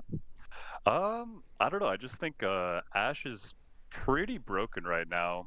Like you gotta either pick it first phase or just ban it away. It's pretty free into any matchup. Nothing really can put her behind, even when they gank my bottom lane like 5 times early. It's still is pretty oppressive. Now, game two was a little bit of a rough and tumble game for you guys. That Ashe, of course, getting banned away, and you were forced to the Kai'Sa. Was just a little bit of a uncomfortable pick on the Kai'Sa there? Not necessarily. It was just an uncomfortable game. We kind of just did a little bit of a for fun draft just to try something different out. Try to get like we could play the easy win drafts, but we wanted to try something a little spicier, but just didn't work out how we wanted it to, honestly. Now, It was a rough game for me also, I'll say. oh, no worries. You guys brought it together in the end. Of course, that Ashe being left unbanned in game three. Was there any doubt that that was what you were going with, or was there anyone else you perhaps had in mind, or were you just, you knew the second they ego unbanned the Ashe in a sense that you knew it was for you? Honestly, I'm always down to play an Aphelios game when it's up, but I know my team, I know my top side, Dong, Soul, and Body. I know that they can kind of carry. So if I'm just on a utility AD carry and set them up for picks, it's pretty much a GG. And now, as you mentioned, Dong on that mid laner, on that Stylus game three, sort of the same question, just Stylus banned the first two games, of course. The second he was up, was that just a no-brainer pick for your team? Oh, for sure. As soon as they picked what was it? Varus, Malphite, and Malachi, it's just like kind of disrespectful not to ban at that game. So many good ults for him. We know he can carry. It's just yeah, and he did exactly as we thought he would do. Just a 17-2 game. Kind of crazy. Yeah, that's exactly what I said in drafting phase. I was like, Silas is gonna win. He has so many good ults that he can take here and just demolish everybody with. Oh yeah. For the third game, you did pick Ashe and you did play really, really well, but you were going into a Varus Pike. How, like, were you nervous about the Pike? Maybe not so much the Varus, but Pike can be a menace to society. He did get me that one time in bot lane. It's it is a scary pick, but if you know how to play against it, just play a little back. Don't try to be too aggressive. Don't get caught out without your support, and it should be fine. He was okay on it, honestly. Like a Varus Rakan might have been better. I just don't think Pike is super great right now, especially into Braum. I don't. It's not the best matchup for him. And speaking of the Braum pick, we did see in the first game we saw Goon Squad White support pick Braum. Was the Braum pick by Yellow? Was he just trying to like prove a point? Was he just trying to prove something there by picking Braum? Well, I would say not necessarily, but honestly, I could see it. I could see it, especially going up against his boy Gecko, just trying to put a little disrespect onto it.